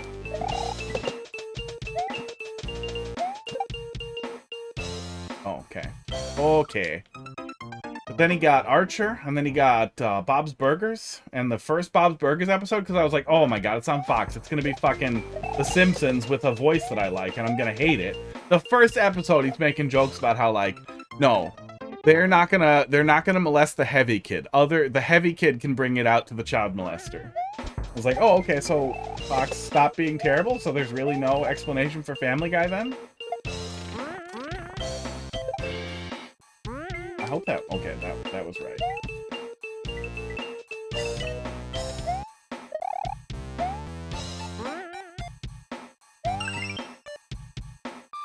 Do.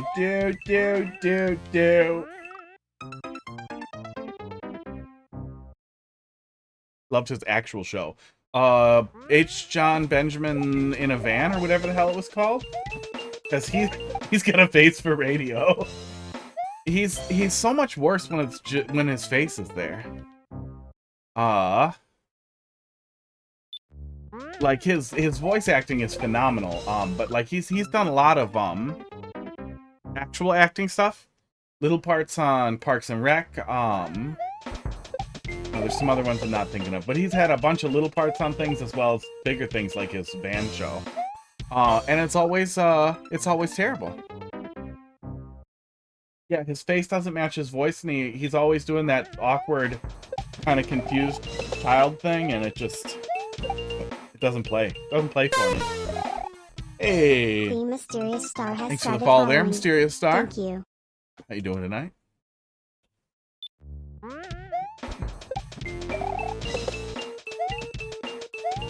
Alright, we gotta do that faster? Yeah, we gotta do that faster. We're fucking that up now. Mysterious Star, thanks for dropping level in there. We'll get to it in just a minute here. Hey, Casey, did we ignore your level and continue with the Music World forever? I think we did. I think we should stop. Oh, we're at the checkpoint, though. Oh, we should try to finish it. Yeah, I think I definitely just kept going, because I forgot there was something in there.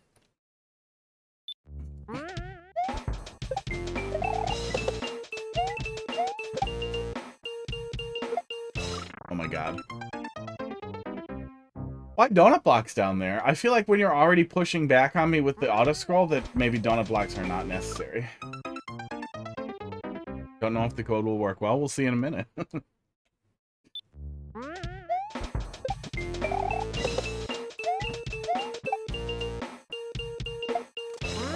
Oops. Was not necessary. That just happened. I'm gonna blame my toes. I'm gonna blame the photo on my toes.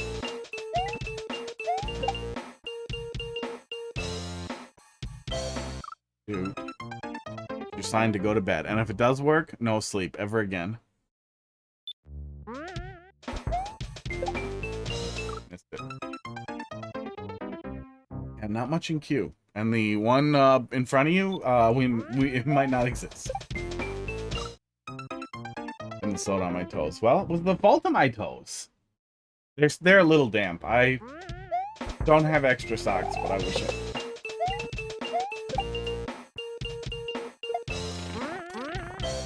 Okay, there we go. Yeah, I wonder if I went back and watched, because I watched back through Ed, Edd n Eddy a couple of years back, Courage the Cowardly Dog a couple of years back. I was watching through a lot of that stuff during the pandemic, just so I had something to watch other than the same, 20 shows I watch over and over. And those hold up pretty well. They're pretty good still. Ed, Edd n Eddy feels a little stupid now. Damn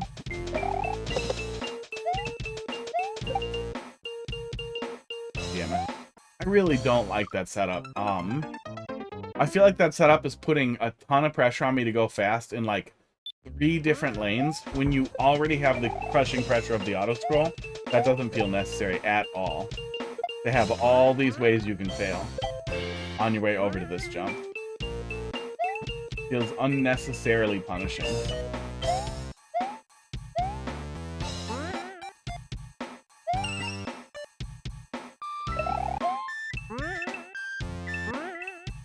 Ow. Blame that on my toe.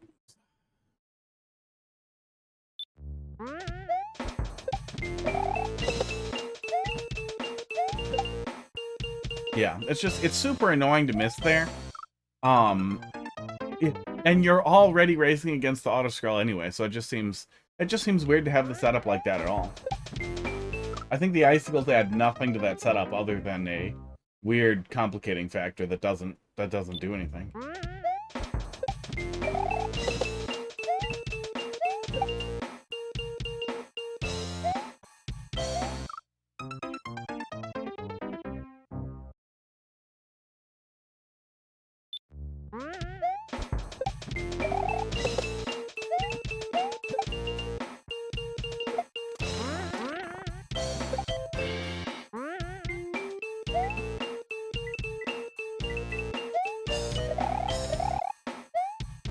It's also weird to put a tougher thing like that real early on versus later, because then we're gonna repeat. It's more annoying in a music level to have to repeat a very early segment rather than a very late segment.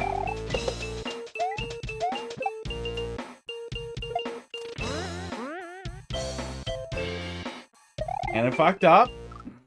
Maybe that was part of it. Maybe something fucks up there if the timing's off. But I don't see how that's possible either.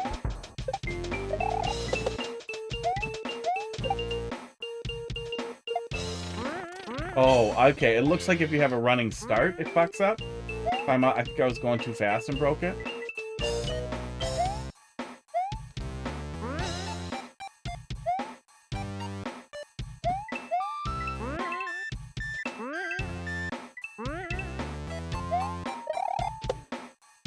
Yeah, I feel like Scooby-Doo is a weird, almost hangover from, hang-on from, the Jetsons. And I know it wasn't, like, was that Hanna-Barbera? Was, Flintstones and Jetsons Hanna-Barbera? I know it wasn't, like, the exact same company, but it felt like that same type of structural thing that just stuck around, that way outstayed its welcome.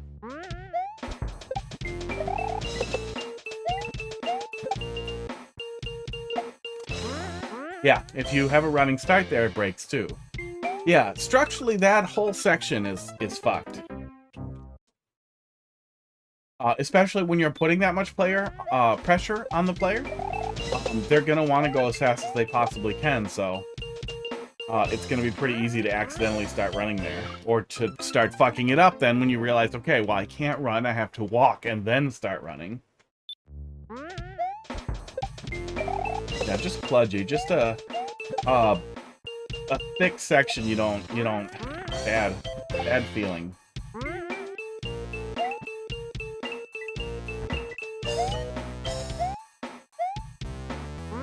Oops. Swamp in an otherwise pretty playable music level with a terrible song.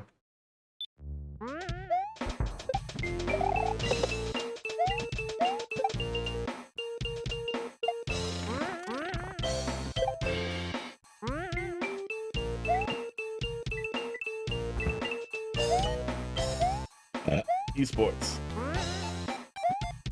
Whew.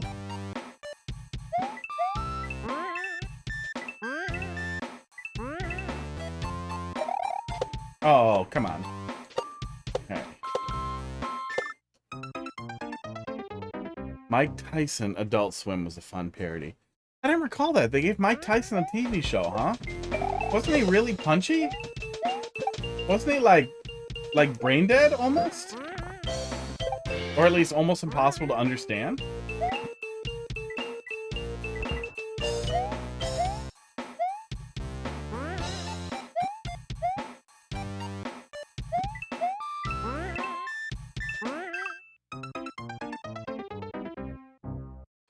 Scooby-Doo is the, yeah. In the 1969... Oh, it was by Hanna-Barbera? Okay, well, then it makes sense. Then it makes sense that it was a continuation of that same kind of thing. Because, yeah, it started earlier than I thought, and it continued until, what, now, basically?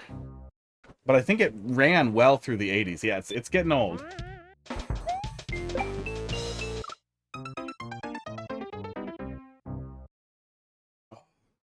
Well, and I think a lot of it, too, was that it was on so much. Maybe licensing was cheap, so it was good filler? I don't know, but it felt like it was on constantly, and it was just like, oh my god. Scooby-Doo's on for like 2 fucking hours before there's anything I want to watch.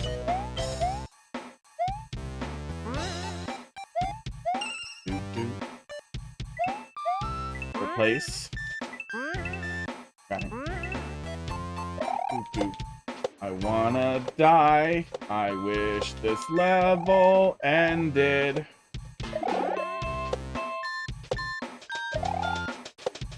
Please be over. Over. Over. Let me go. Don't fuck with me. Original Scooby-Doo was only 3 seasons. Wow.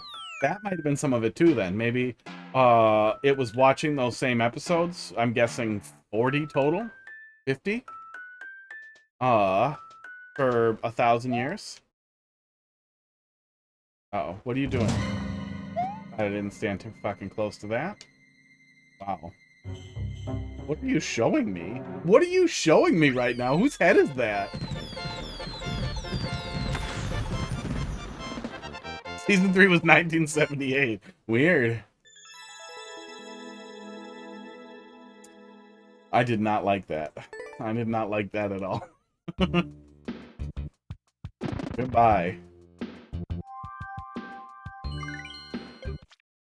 Meddling Kids. Lost. Season 2 was only 8 episodes. Weird. Very weird. Must have had a weird development history. But yeah, that must have been a lot of what made it feel so unbelievably formulaic too. Is there was probably a ton of rerun after rerun after rerun.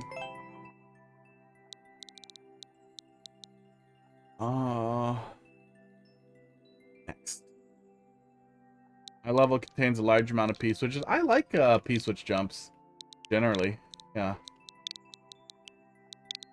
I have fun with that. I made a P-switch Kaizo. Had fun with it. R9G. Yeah, I wish it was easy to keep track of what, TFG. I wish it was easy to keep track of what they're doing now with, Adult Swim. Because I stumbled onto, Mr. Pickles a while back and really, really liked that. Somebody just sent me some weird little short that they put together a while back that some guy put together for him. Jack something's Opal. That was really neat. Kind of wish they still did weird stuff like that all the time and it was easy to track. I don't want to pay for cable, but I would watch it. Linda Cardellini as Velma was informative to me as a kid. How you like nerds and sweaters? That would appease the parent watch groups that had protested the superhero-based programs of the mid-1960s. Good God. Oh, God. Can you imagine what those angry moms who were like, superheroes are too violent would think if they watched TV now? Or if they went to an election rally and just were like, hello, we're concerned about the impact of superheroes on children. And then somebody's like, I agree. Here are guns. Give them to your children. Schools are dangerous.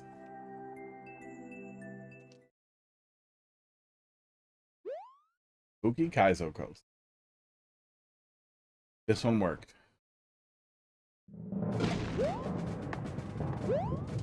That would be pretty funny. It would be pretty funny. If we were streaming tomorrow, it would be pretty funny to search Maker Central for just the word spoopy and play Probably bad levels. Some good levels. Esports.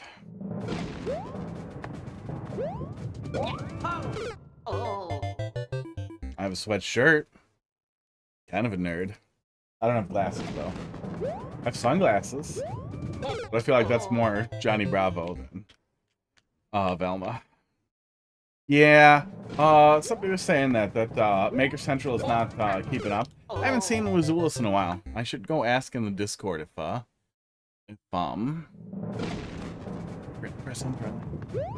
if there's an explanation for that, if it's just hard to get the pull, or if he needs a new Switch, or what's going on there.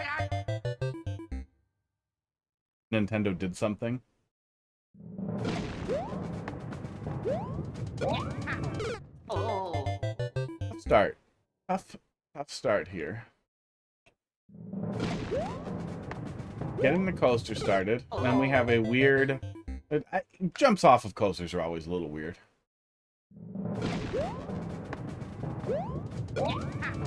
Which is making me really bad at the shell jump. Give it a shot. Yeah, 1 year to date, that's still, you know, the first 60 million uploads. Okay. Missed the boat there. I feel like we could almost make it up there and skip part of that if we were real good at it. Oh, I've been playing Super Mario World all week off stream. I've been playing through Send Your Regrets to the Czar. That's the only jump team hack I haven't finished. That's making me... Oh, I'm done.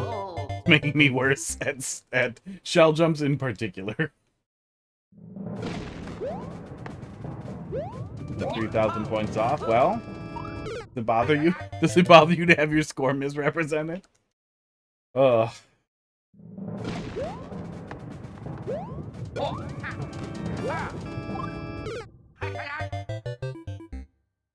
Okay, the real score is the one in Mario Maker.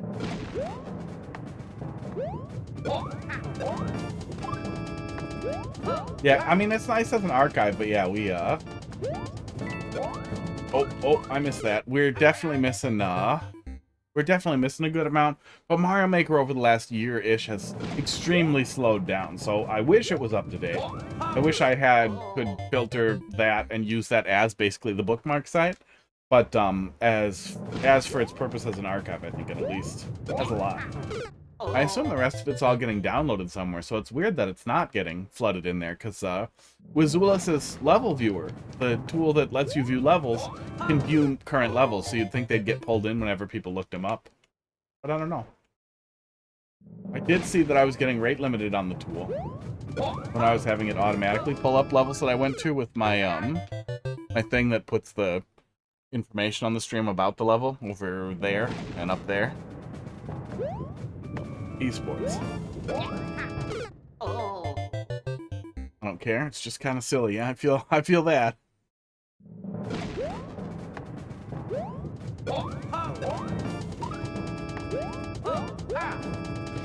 Sure feels good.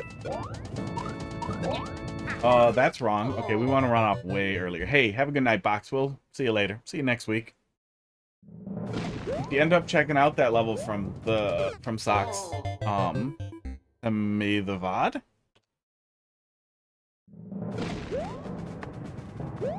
That one was good. Okay, we want to run off there. We want to duck and then run off as soon as we're out. That's what they're setting up there. It's a little awkward. There was a whole bunch of the new Scooby-Doo movies. Weird. Well, good thing those didn't get aired repeatedly on Cartoon Network, as best I can recall.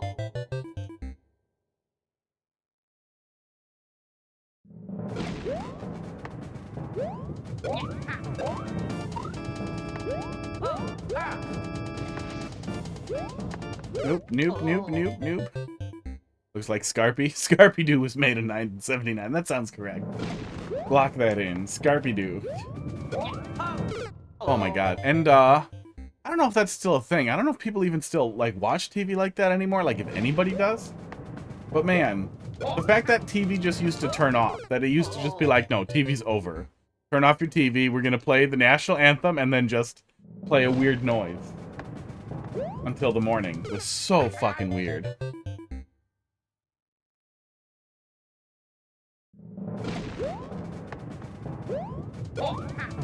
Eventually, a lot of cable stuff started running late into the night. And then, yeah,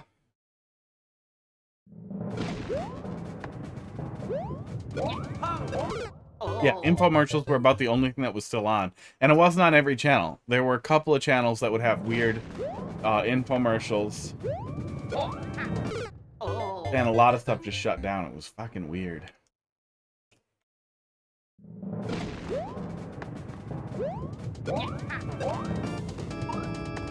Must have sucked ass to work third shift back then.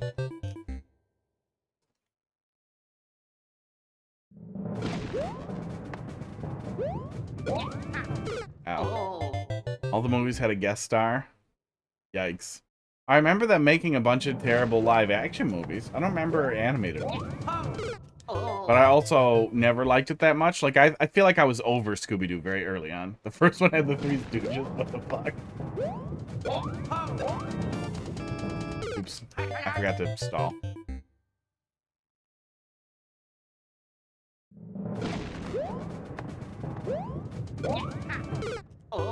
Yeah, I can't recall exactly if cable was turning off late at night by the time we had it. I feel like by the time I had cable, they were running stuff all night. A lot of stuff switched programming to weird reruns or Nick at Night. Turned into like 50s garbage, black and white 50s garbage. That was horrible.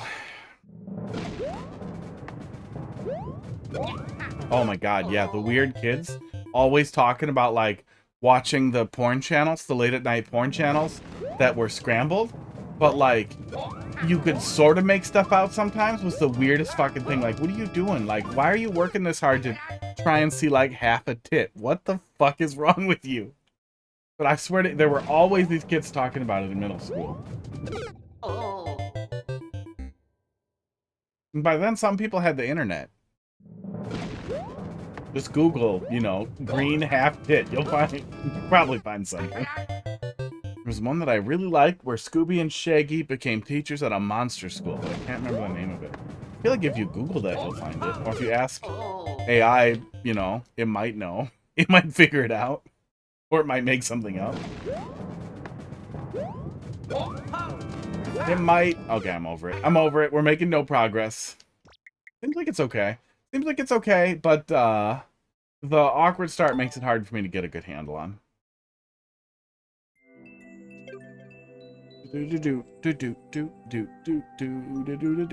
Mysterious star. Let's see what you got here.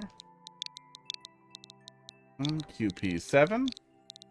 Back when half a tit took 30 seconds to download line by line. Well, even super early on, if you were like full dial-up and it would have been like 2001, 2000.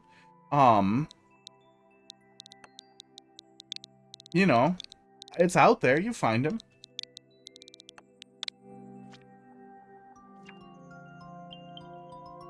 Warning, your cruise may be difficult. 1 checkpoint. 0.5% clear rate. Well, we'll take a swing at it. If it's super tough, I won't be able to offer great feedback or any feedback. But we'll take a peek here. Scooby-Doo and the Ghoul School.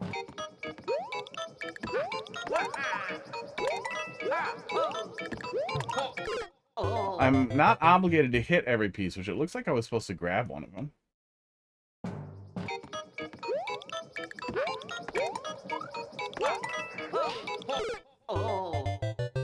That's awkward. Am I supposed to grab that coming up? Sports. Oh, yeah. Now, my little sister really liked watching terrible shit on VHS over and over. Like, she would spend the whole day watching The Little Mermaid and then rewinding it and then watching it again. And she would do that, like, every weekend. Weird. Grabbing a piece set switch will probably result in your demise. Yeah, it felt like maybe you wanted me to put one under those munchers over there on the next area. Oh. Oof. Glad we never had the Scooby-Doo movies. We like to watch stuff that pissed me off, too, so those would have been on a lot.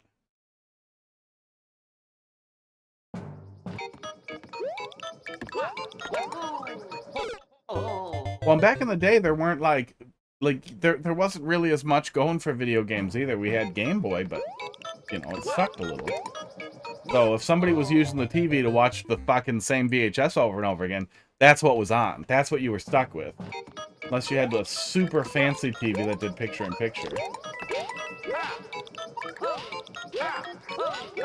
Weird. That one's offset. So you want me to twirl? Oh, you want me to twirl and jump off of that one? Seems needlessly awkward versus just like dropping it a little and letting me jump off of it.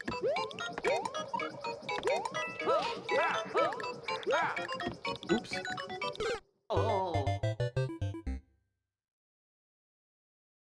And Little Mermaid, Hercules, bunch of dumb Disney shit all the time. Yeah, that's awkward. Every single one I watched was like from when my parents were kids. I just assume everybody is either the same age as me or a Zoomer. That's it. That's it. You're either exactly the same age as me, or you are 19 years old and constantly talking about Skibidi Toilet. Yeah, seems needlessly awkward. Especially since we're gonna need the run speed there, so the grab is almost guarantee. So it's not even a skill check. It's like a weird like, haha, you forgot to let off Y for a sec sort of thing. Maybe I'm not doing it right, but that's what it looks like, is that you're doing like a really weird Y check.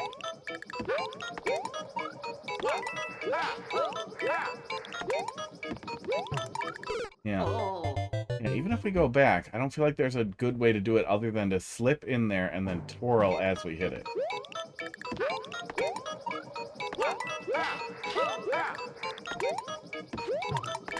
Yeah.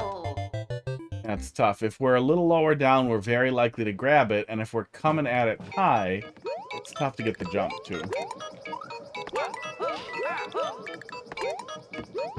Yeah, I feel like that's definitely probably the cause for the extremely high difficulty. And I feel like you could, like, it's a huge spike, so we'll see if it continues like that. I think you can improve the playability just by literally removing one muncher from that stack. Oops. Dude. That came out 4 years before you were born. Yeah, I assume you're mid-30s. I'm pretty sure you're not 18.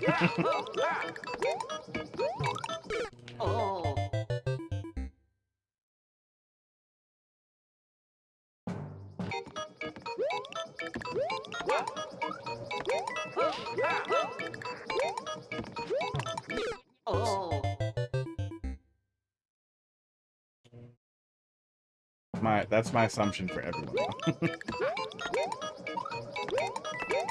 I'm kind of bad at telling how old people are generally. Ow. So I kind of assume everyone's my age unless they look super young.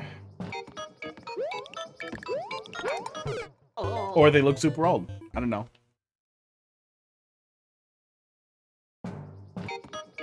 Or they're really dumb. As for chatters, if a chatter seems really super extra dumb, then I assume they're probably underage. And I try to bait them to tell me, and then I ban them for being underage. Wouldn't have worked for a liquor store for as long as I have if I was like 19, yeah. Although, I know a lot of states make weird exemptions that like I know for a long time, if you were under 18, you could still serve alcoholic drinks as long as there was a bartender within, like, eyeshot or something in Wisconsin. There were some really weird rules about it. But then it changed at some point, and I remember because I got hired at a place where I would have been working behind the bar, and they were like, oh, you can't handle the drinks till you're 21. But then they immediately stopped caring, and then they just were fine with it. It was weird. But I assume it varies a lot place to place. Like, I know grocery stores now, not minors, anyone under 21 can't check you out for alcohol, which seems really weird.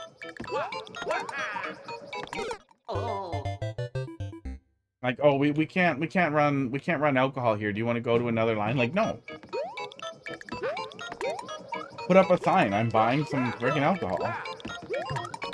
Oh. Yeah, that jump there is just needlessly awkward. It doesn't need to be that awkward. And it doesn't feel like a skill check or like a creative type of jump either.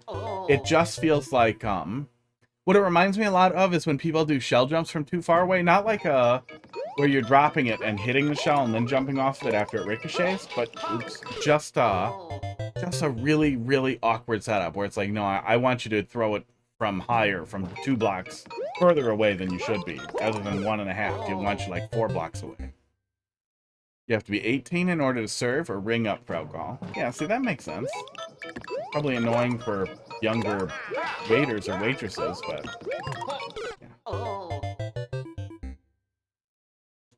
yeah, nothing I do feels comfortable as I come through there either.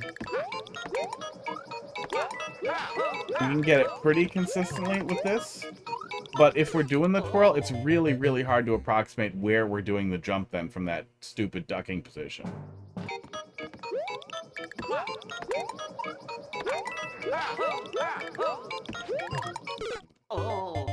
Terrible when you have a bunch of 18-year-olds working, and customers come in and yelling, yeah. That feels, especially, like, being in Wisconsin, I feel like you don't expect even a liquor store person to know that. They're liquor store people. They're like people who can't work at gas stations because they're too grumpy. Maybe liquor stores are nicer down there, but I feel like it's Jersey, right? They can't be that nice. But almost universally, the people working in liquor stores are grumpy and suspicious and trashy and mean. The only exception being some of the chain grocery store liquor people are often just regular grocery store people who are can't make recommendations either. Just recommend my lord. Yeah, I would pick something funny and stupid and recommend that constantly. Midori. Green.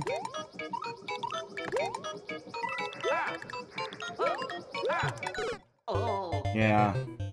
Yeah, I like P-Switch Kaizo a lot. I feel like the execution here is sloppy. It feels like it's needlessly awkward in a good number of places. Dory is nearly impossible to get, so we almost never have it. Weird. Wisconsin, so we have a stupid selection of liquor everywhere.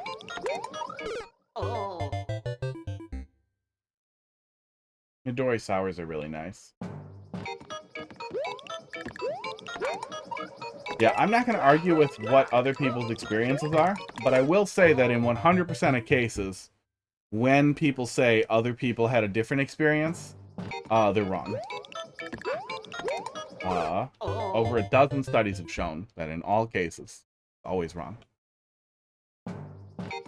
Source on that is came to me in a dream.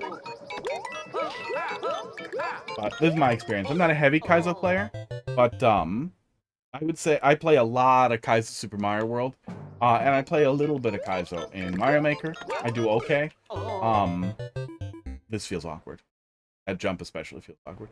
You have off-brand melon liqueur.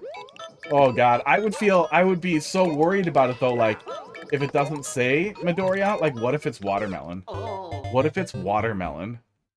I have no idea what Malort is, but the name sounds horrible. We have Sambuca everywhere. I used to drink Sambuca all the time. I really liked Sambuca when I used to party a lot, because no one else would fucking drink it, and Sambuca mixed with root beer is fucking heavenly.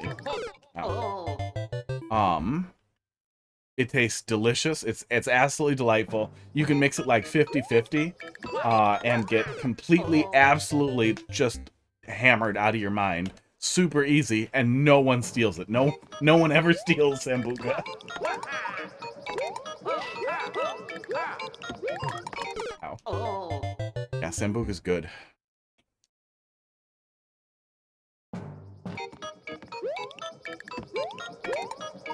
Smells really good when someone knocks over the display.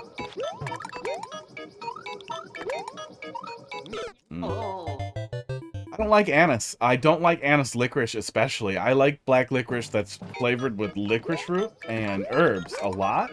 But Sambuca feels like a thing, like a class on its own, like a thing of its own.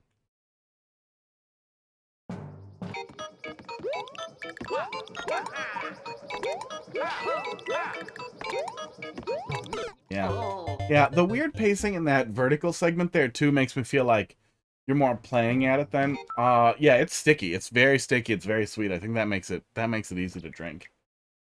Yeah, let's take a look at the little P-switch Kaizo level I put together, which is much simpler. But it also kind of focuses on being flowing well. That was kind of the thought, was that you could kind of lean into it because you don't have much time to hesitate on a P-switch. Esports. Oh, is this a guy drinking, Malort? This is an ad campaign? What is this? No, this has to be a skit. This is 3 minutes long. Or a spec ad. Arrived to this country, he wanted to share with his neighbors in Chicago his mother's sweetest Swedish liqueur recipe. Malort. I'll have another.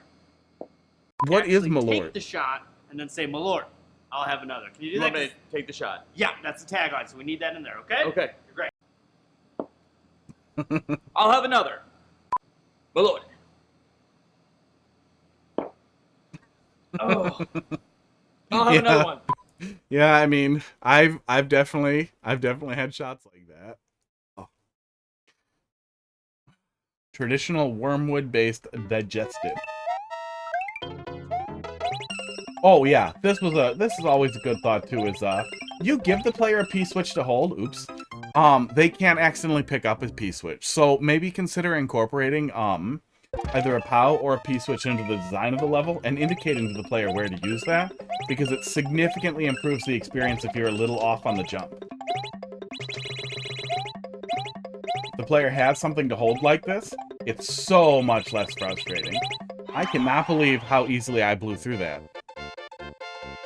A little better at Mario Maker? Been thought of a rite of passage or hangover cure? None of this sounds good. None of this is making it sound like something I want to drink. Volpalox, I remember that. Alright, I like that one. You're getting drunk again, yeah. Hair of the wet dog that bit you. That was bad. That was real bad. I think that's it for the queue, right? Yeah.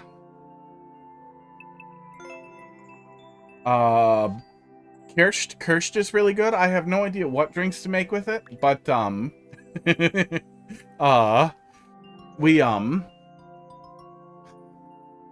girlfriend has this crazy nutjob friend who give us some of their they won't drink stuff, they won't eat stuff the second it's past its sell by date or expiration or best buy date, but for things that don't expire they just have a best buy date, they won't touch them. They gave us like 6 gallons of cherry juice, and I boiled it all down to a syrup because it was pure cherry juice.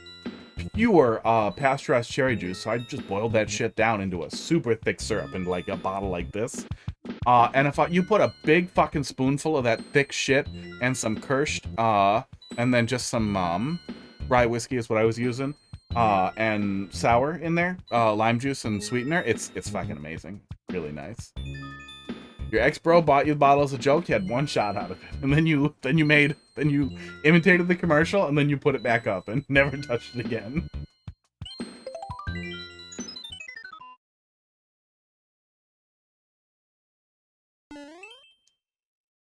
Casey, have a good night. I think I missed that.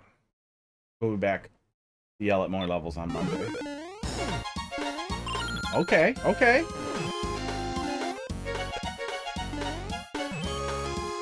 Oh man. There is something so nice about platforming under airships like this. Oh my god, this level's a fucking banger. Oh, I remember this one. I remember getting stuck there 1,000 times. Is this Mega Man? This is Mega Man something, isn't it? Or it sounds Mega Man-y. It was maybe a Capcom thing that sounded Mega Man-y.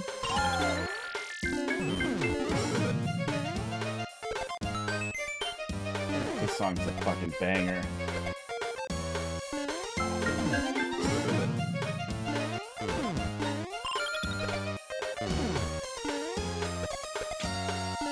No!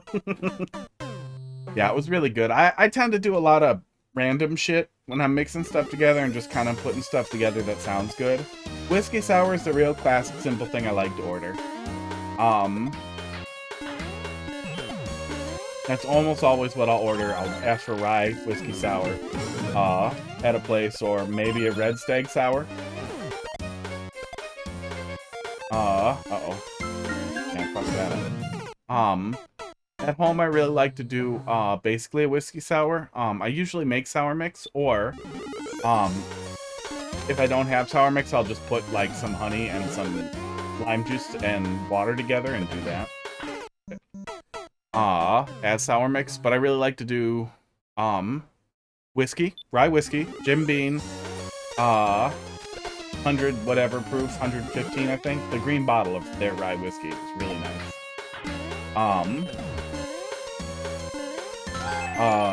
Good splash, like an ounce of Bui, and then sour mix. I'm dropping that out too fast.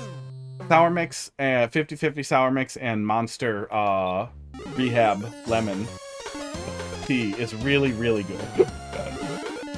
Sports. Very, very, very tasty. Rehab also works really lazily if you just want something to mix with whiskey that's like a sour mix, but also really fresh tasting. I'm ditching that now way early. Gives you gut rot now? That sucks. Yeah, I've had heartburn and indigestion almost forever. So, but really, really sweet stuff will get me. Sours still go down nice.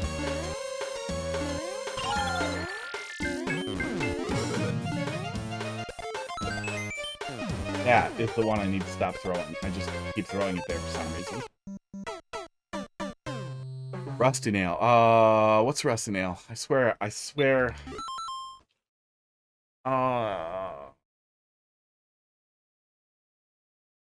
Is it Drambuie and ginger ale? Let me look it up. That's my best guess. Rusty Nail. Oh, Scotch and Drambuie. Fuck off. No, I'm not drinking that. Oh, Drambuie is fucking delicious. That sounds like hell. I can't drink just alcohol mixed with alcohol. Yeah, I've never been a beer guy, but I don't really like shots at all. Unless it's like 60 proof or less of something really tasty. I've tried Lagavulin. I've tried a couple other kind of high-end scotches. Absolutely nothing makes it palatable for me. Makes it like something I want to drink. And I don't want to spend that much money on something I'm going to mix with fucking lemon juice and sugar.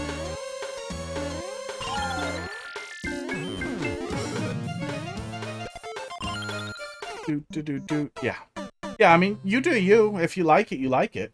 At least it's got to be better than just scotch. Drambuie is really sweet. It's really sweet and it tastes really, really nice.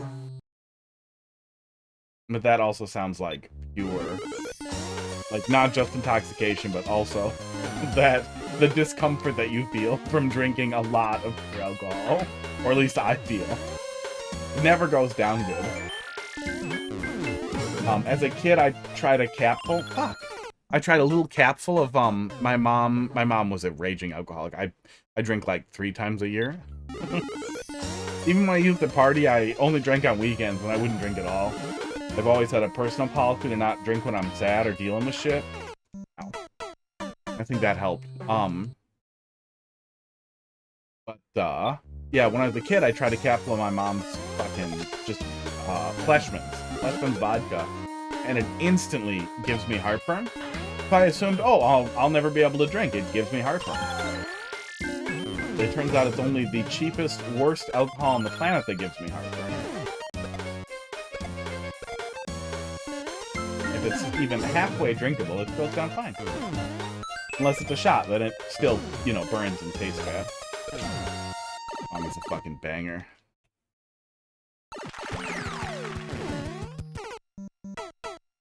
Off. Fucking goddamn low gravity jank. Oh my god. The timing is so weird in low gravity. I wonder if his timer resets when he lands or if he just is slower in low gravity with the spike. It feels like he's slowed down entirely, that he's doing like water physics. Go.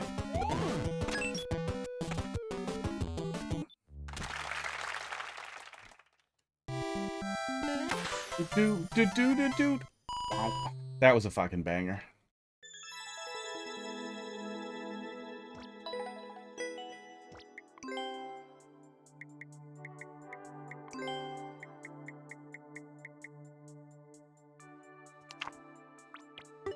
I'm not gonna draw on it because I'm lazy, but that one is a banger.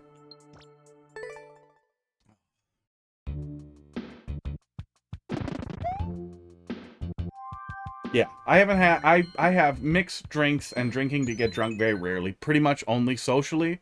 Once or twice we've done it for stream. We had a really good one. Maybe a year back for a sub reward. We did. I did Mario 3 100% drink if I die. Take a shot if I die. And I did about 9 shots of actual alcohol before I was at the point where it's like, okay, I'm gonna die now if I keep doing this. So I switched over to rum shata, and then I did, I mean, like 20 goddamn shots of it. I think the end score was like 39, but by the end of it I was doing like just swigs of a mixed drink because I didn't want to die of alcohol poisoning. Once in a while, if I make like a nice meal, oops, I'll have a hard cider with it. Yeah, rum shot is really fucking good. Yeah, that is sugary garbage gut rot stuff that I can drink anyway, forever. Pretty good in coffee. Oh. It blows me away how disgusting, like, pre-made eggnogs are. Like, it has to be possible to make an eggnog that is as good as rum shata is. Like, it has to be possible to make an actual... Because I love eggnog. Like, just dairy eggnog that you get from the dairy aisle, and I love putting that in coffee. But I feel like, with really good brandy, maybe it would be decent, but everything I've ever had was disgusting. Maybe people just put too much liquor in it. I don't know. It seems really weird to mix liquor into dairy, anyhow. That's one of those things I can never get my head around.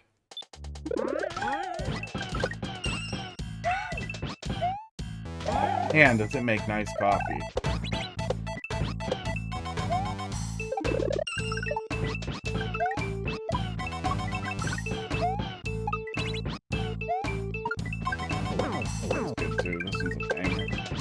I roast my own coffee beans. I've been doing that for... Uh-oh. Oh, okay. Oh, God, fuck you. I've been doing that for a couple of years.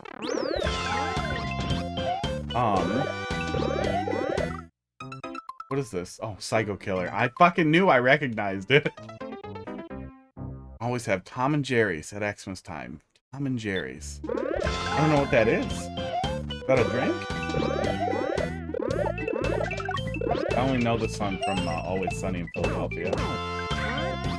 So I didn't recognize it until the chorus.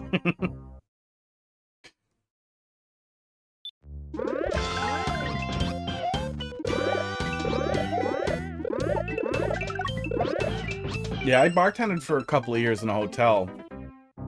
More than a decade ago. Jesus Christ. Yeah, like 15 goddamn years ago.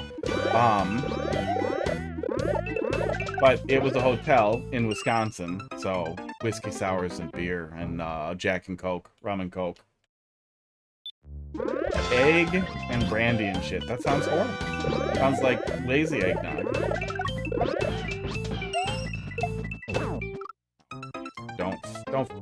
Don't waggle backwards. Oh. Yeah, I gotta make some eggnog from scratch. It should be pretty easy to pasteurize and make nice in immersion cooker in a sous vide thing. I got a little immersion circulator for sous vide. I feel like that'll be really nice to make some eggnog from scratch. Mix it with espresso from coffee I roasted myself and just make the absolute most perfect latte. And then be disappointed with every other coffee forever going forward.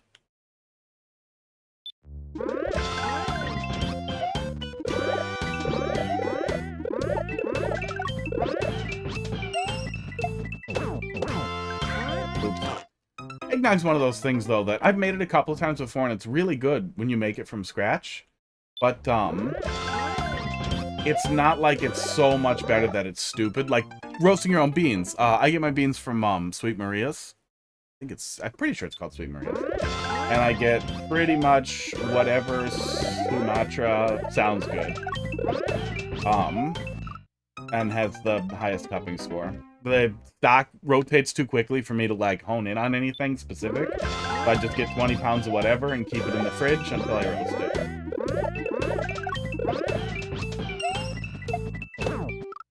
Keep waggling there. But, like, man, even doing a bad job roasting your own coffee is worlds better than buying, like, even nice coffee. Even, like, local coffee, because it's still probably bagged months ago. Oops. Or at least several weeks ago. Roasting your own coffee just has so much control over it. You can really get exactly what you want. I hate that Z indicator. 3 egg yolks and whites. Whip the whites with tartar for peaks. Yikes. And then yolks you're folding with sugar, rum, vanilla, and then you fold it into the egg white mixture. I don't know. I don't feel like that has enough flavorants to really taste like anything other than bad eggnog. Ooh, game over. Fuck me. That's what that sounds like. That sounds like, unspiced eggnog, yeah.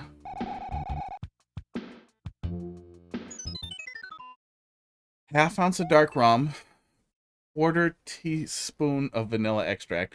So it kind of sounds like the rum that you're folding in, half ounce of dark rum, isn't that much alcohol. So overall, it's 3 eggs and a little tiny bit of alcohol, less than a shot.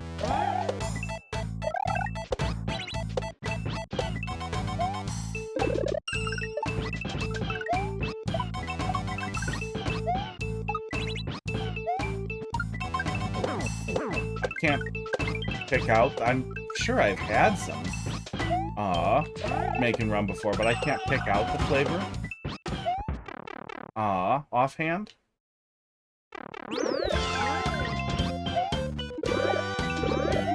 But I feel like it can't possibly be spiced well enough to compensate for no spicing at all and something like that. I feel like you'd want to blend in at least a little bit of nutmeg. But that's just me wanting it to be eggnog, probably. At least cinnamon, I feel like, would help a lot. I keep missing that Z. Cream of tartar, sugar, rum, vanilla. Weird. That would bring something in.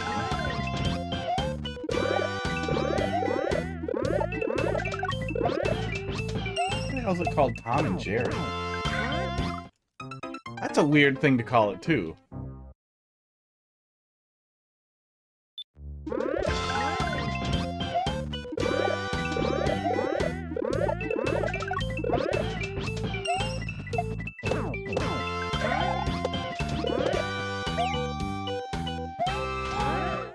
Ow.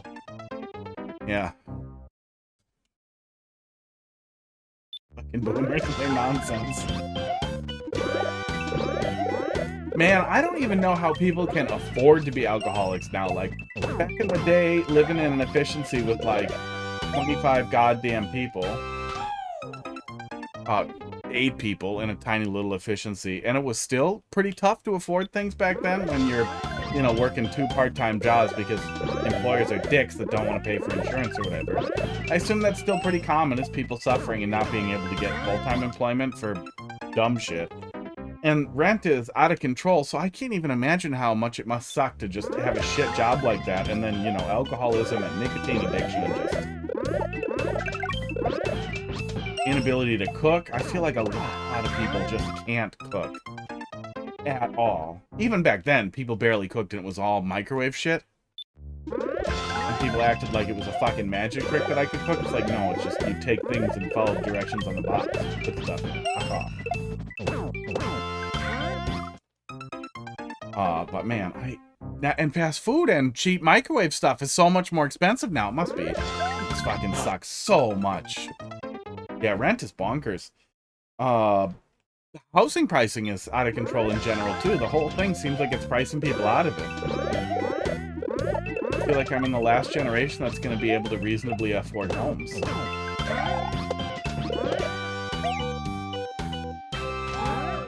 I feel like I'm supposed to lose him there. But it feels like I'm supposed to jump off of him coming up here. Maybe I'm missing it? That feels really awkward.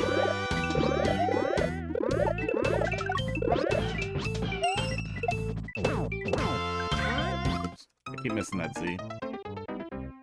1.4K for 1 bedroom? I don't know where you are. But that's what I would guess. Before my girlfriend bought this house, she wanted to rent because she never had her own place, really. She lived in upper above her dad, that her dad owned the whole place. At least she got 2 bedrooms. But before she decided she wanted to buy a house, she wanted to rent a nice apartment for a while. And they literally building apartments here in central Wisconsin. And taking, like, they were doing open houses on apartments, and if you would commit 6 months before they were done building them, they would cut you a deal at like $1,500 a month for a fucking 2-bedroom, 1-bath, 800 square foot little shit box. That like seemed fancy, but really it was just a painted white box with that didn't have central air.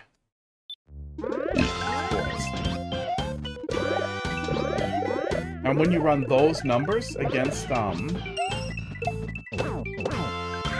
keep missing that Z. When you run those goddamn numbers against what a mortgage will be for like 150K, 250K house, you may as well just fucking buy a house. And if you've ever had a bad experience with apartments, and maybe I've just had bad luck, but I've never in my entire life of dozens of apartments, shitty and nice, had a place or known anybody who lived in a place where their property manager or repair people would come right out. Ever.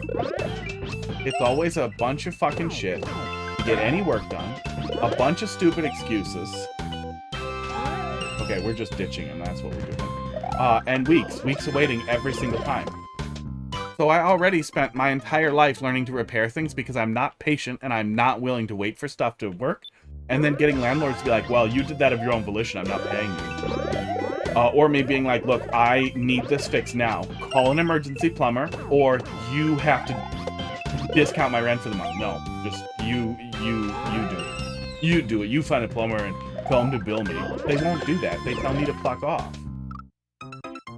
But yeah, after multiple decades of that, it just made sense to buy the house. Yes, it's more of a hassle to move, but you have equity. You have some. You're not pissing away money. You're spending money that still you technically have. Yes, you're doing your own work, but it's not that hard to fix most things. We have YouTube and the internet now. You can,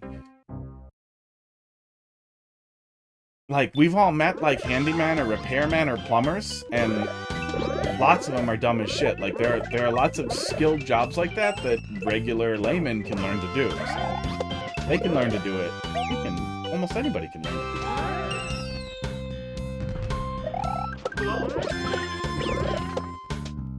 Supposed to hold it up there. That lower indicator is telling me to like fall and try to get the Yoshi back, and it's wrong.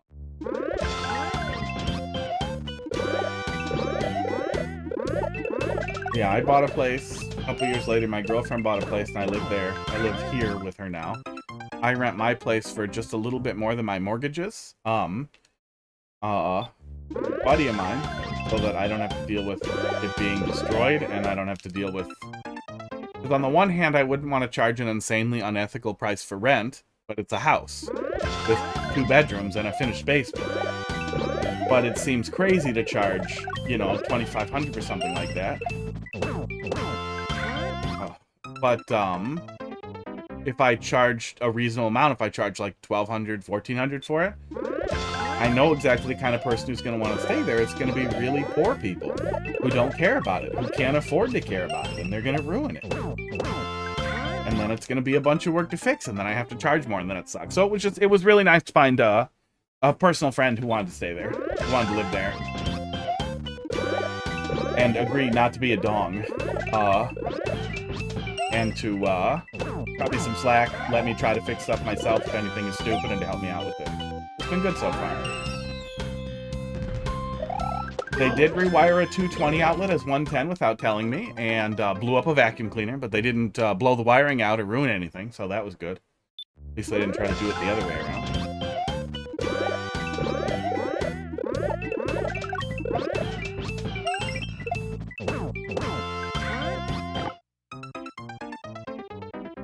But that's what's crazy is my mortgage is like $1,100 on the place, and I'm charging the guy pays $1,200.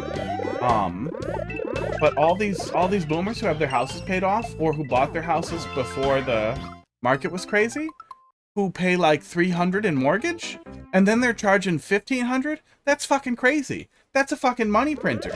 And then they're fucking dickheads about like fixing stuff. Like, dude, you get like $1,000 for nothing every month. Fix the goddamn plumbing. It's crazy. Oops, I didn't trigger him. It's crazy how awful people are. People who have their houses paid off. Like, I don't necessarily think that being a landlord is absolutely the most evil job on earth, but I do agree that most landlords are insanely evil. And it is a zero-skill job that literally just requires you to have a pile of money that you can turn into more money lazily. Yeah, divorce will do that. I feel like I'd really want to hang on to the house. But I think that also kind of comes from being homeless in the past. That would suck. If I ever got married, there would be a prenup. Be a prenup. But even long-term girlfriend, 6 years now? 5 years? I don't know. Pandemic. We started dating early in the pandemic. 4 years? 50? However long that was. We still split everything. Split groceries, split bills based on what we can pay. But we both make the same amount now, so it's basically just split down the middle. And I like that. That works for me. That keeps everything clean and honest. Everybody has their own money, and you work everything else out. That's like a group purchase. Oops, I forgot to Z. I feel like that's the way to do it. That's the way I have done it for a long time. But, you know, you mix kids into that too, and somebody has to stay home, and honestly, I don't want to have kids. I have no idea how you reasonably divvy that up, because that seems like such a terrible position to be in. As somebody who's now saddled to a full-time job of raising kids, and has no work experience for years, and is probably unhireable, or at least a very risky hire, versus somebody who's probably in a career position. It's super messy. Yeah.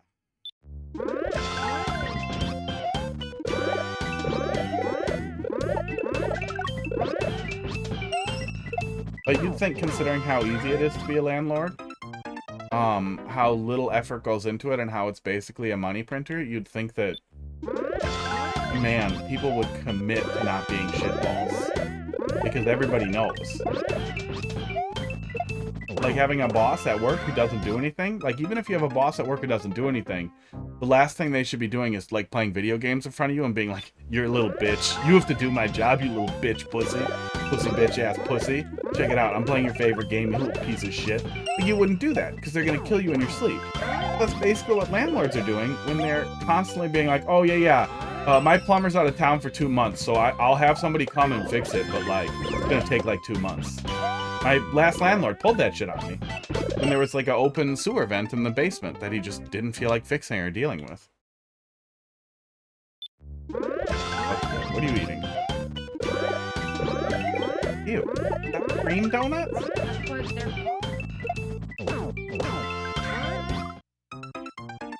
What is it? It doesn't taste like sour cream, but it also doesn't taste very good. Oh, it tastes weird. That's not good.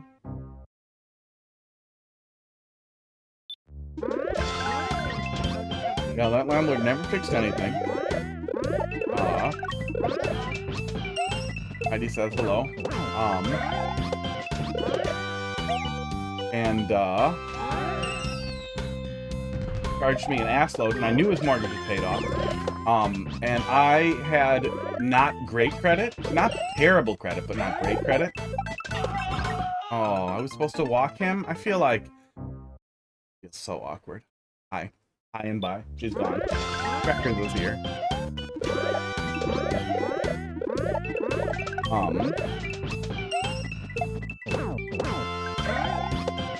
He was such a piece of shit.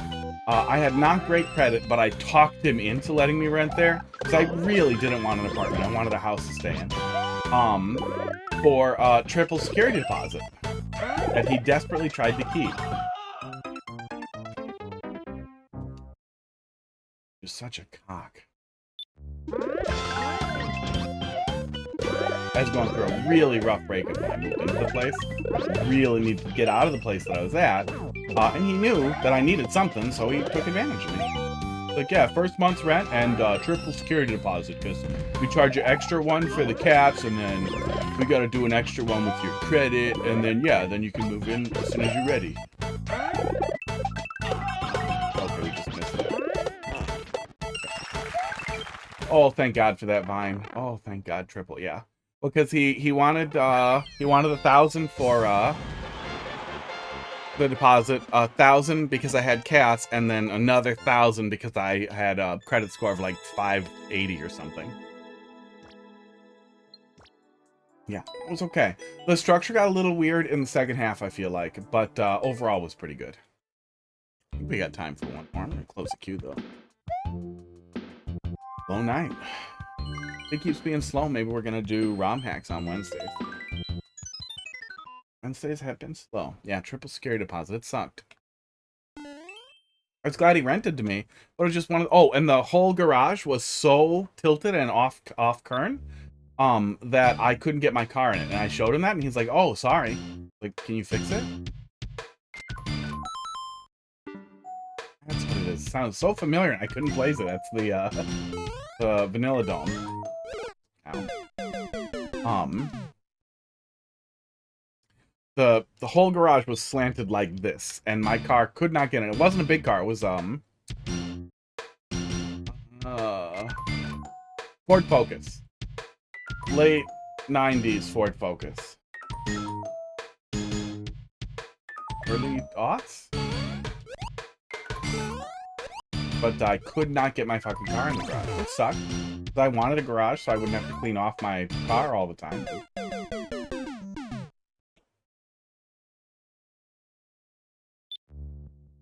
Never fixed it. Had squirrels in there all the time. I couldn't really store much in it.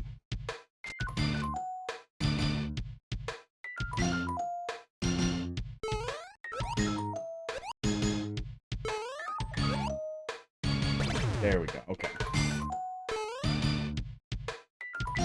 Can't get a Focus in. That's the problem. Yeah, it was not a big car. It's not like I had a big truck or a van or something. Ooh. Oh.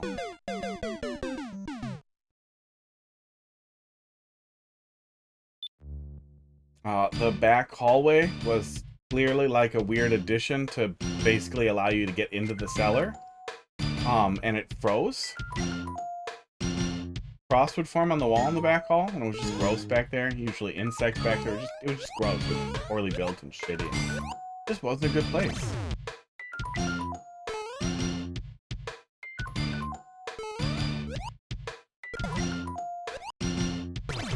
Oh, shit. Esports. I didn't know where I was going from there. Yeah, we can go back, but yeah, the ice coins up there felt like that's the path that was going to open. I know we're auto-scrolling, but it still felt like that must be what we're doing.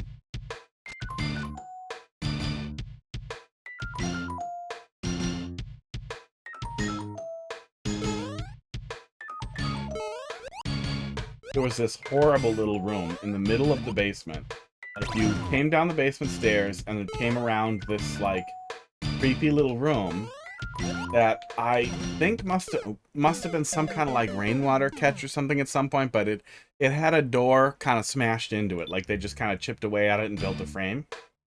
And it really felt like somebody must have locked, like, their kids in that room, because there was, like, a sliding latch in there and, like, a little loop for a cheap lock, and it was so fucking weird. It was this teeny tiny, like, maybe 3x5 closet-sized stone room that was stone the whole way around with a drain in the floor to drain out into the nearby room that had a floor drain. There was a drain, like, in the floor wall here.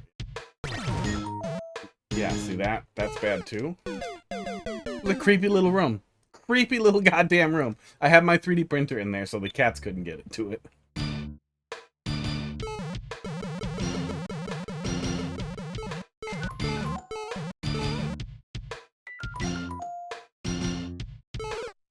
Oh my god. Skills fading. Falling apart.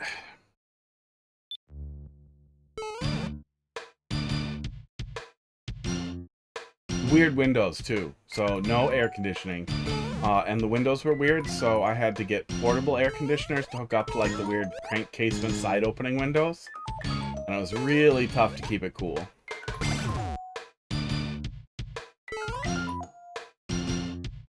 Volcano Joe, how you doing tonight? Missed it. Missed the mark. Yeah, well, I got little portable units that you can put in that you can vent out the little window, the messed up windows, but yeah, it sucked. It made it really, like, the kitchen was just a hot zone at all times because I could really only cool, like, the main living room area and the bedroom. So cooking sucked. The kitchen was tiny also. San Mateo. Can't place where that is. I'm assuming South United States, hot parts, because there's a sand in it. I assume desert or California somewhere. Volcano Joe, how you doing tonight? Okay. Been a slow night. Getting ready for bed here pretty soon. Nope, I closed it. I closed it. It's, I'm done in like 8 minutes. Between San Francisco and San Jose. Okay. Yeah, I don't know how you function without AC down there, especially with the humidity you'd get with it being hot all year round. Or warmer all year round.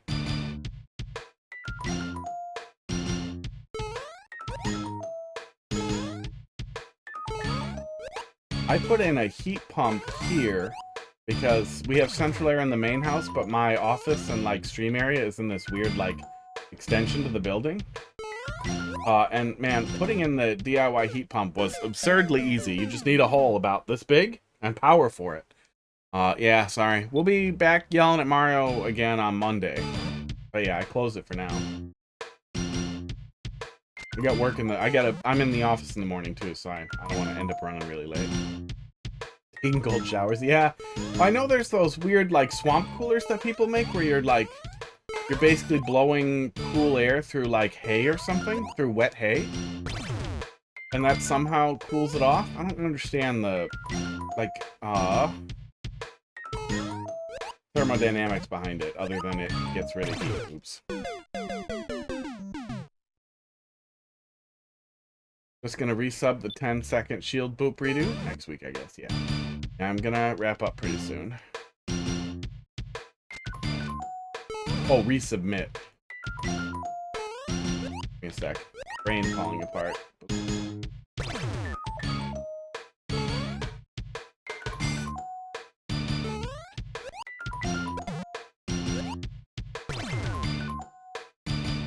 Okay.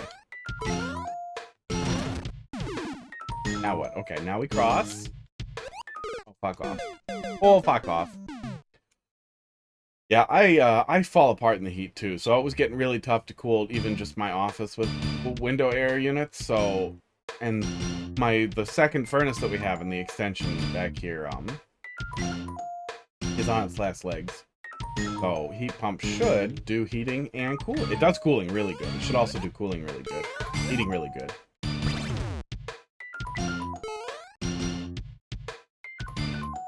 I feel like if I ever did have to stay in like a crappy house or apartment that didn't have central air again, I'd be like, you pay for half the heat pump. I'll put it in.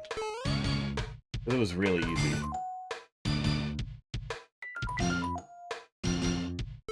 Okay, see anywhere? Oh, I see where. I'm blind.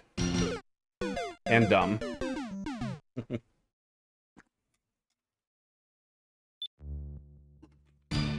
Doo-doo. I'm pretty sure you're already subscribed. Oh, no, now you are. Hey. I'm pretty sure Twitch gives you Discord Nitro for that, too. If that's real money. It looks like it is real money. Thanks a lot. Thanks a lot for the subscription. You get double points, so you can build up the 10,000 you need for play my level right now. You want to be that guy. Does that right at the end of the night. What it's there for. And it's there for cutting in line and pissing off other people if that's what you want to do. But yeah, thanks a lot for the sub. 100% of every subscription, all of it. There's no accounting, no overhead. 100% of all that goes goes into the fund to buy me things that I want. Every single time. No exceptions. Sandwiches. Random crap on Amazon. Maybe eventually less stupid camera. Thanks a lot for popping in, Joe. Thanks for the sub again. We'll see you on Monday. Yell at the shield level. Link. Zelda the boy.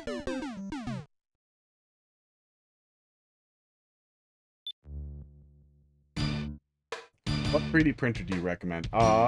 If you can get it shipped to you, the Anycubic Cobra Max 2 came out pretty recently, and has a really nice rail system.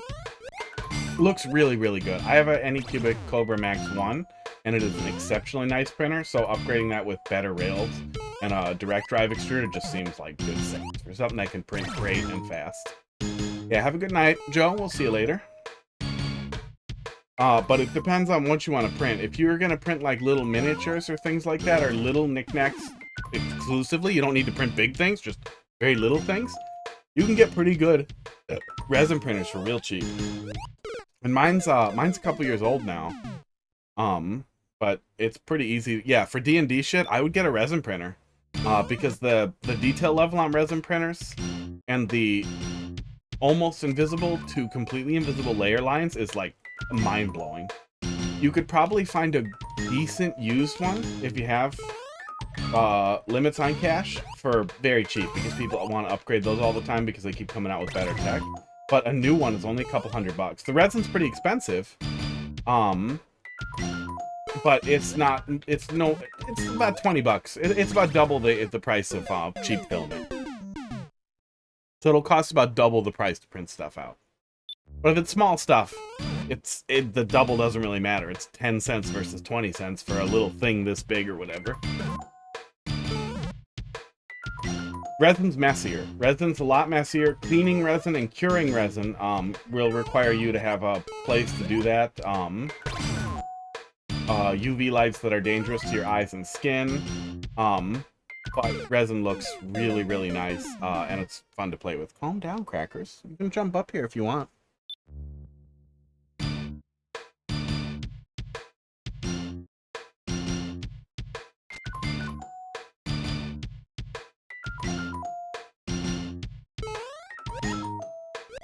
Yeah, Anycubic's really been swinging hard, though. They've been making really nice printers for real cheap. They have much smaller ones than the Max and the Max 2 as well that work really, really great. I feel like if I'm going to buy a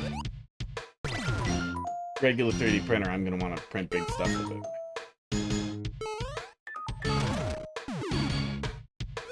That's what you want me to do. You don't want me to back up there. Okay. see it now. I see it. I'm ready to make progress. We're probably gonna game over before it matters. Oh.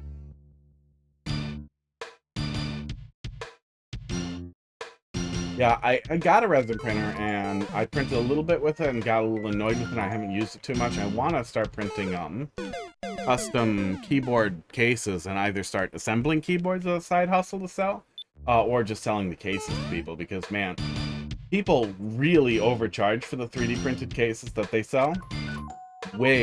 Come on up, buddy. Extreme overcharge.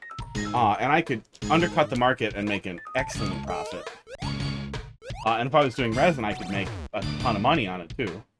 Because the few people who are doing it, they're charging, like...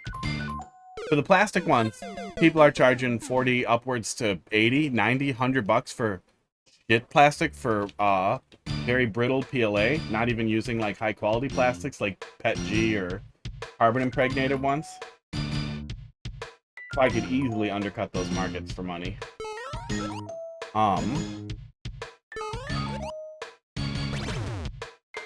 And the couple of people who are selling resin ones, they're selling them for so much it's stupid. Like $200-300 bucks for 30 bucks of resin. And resin's not even that labor intensive to refine either.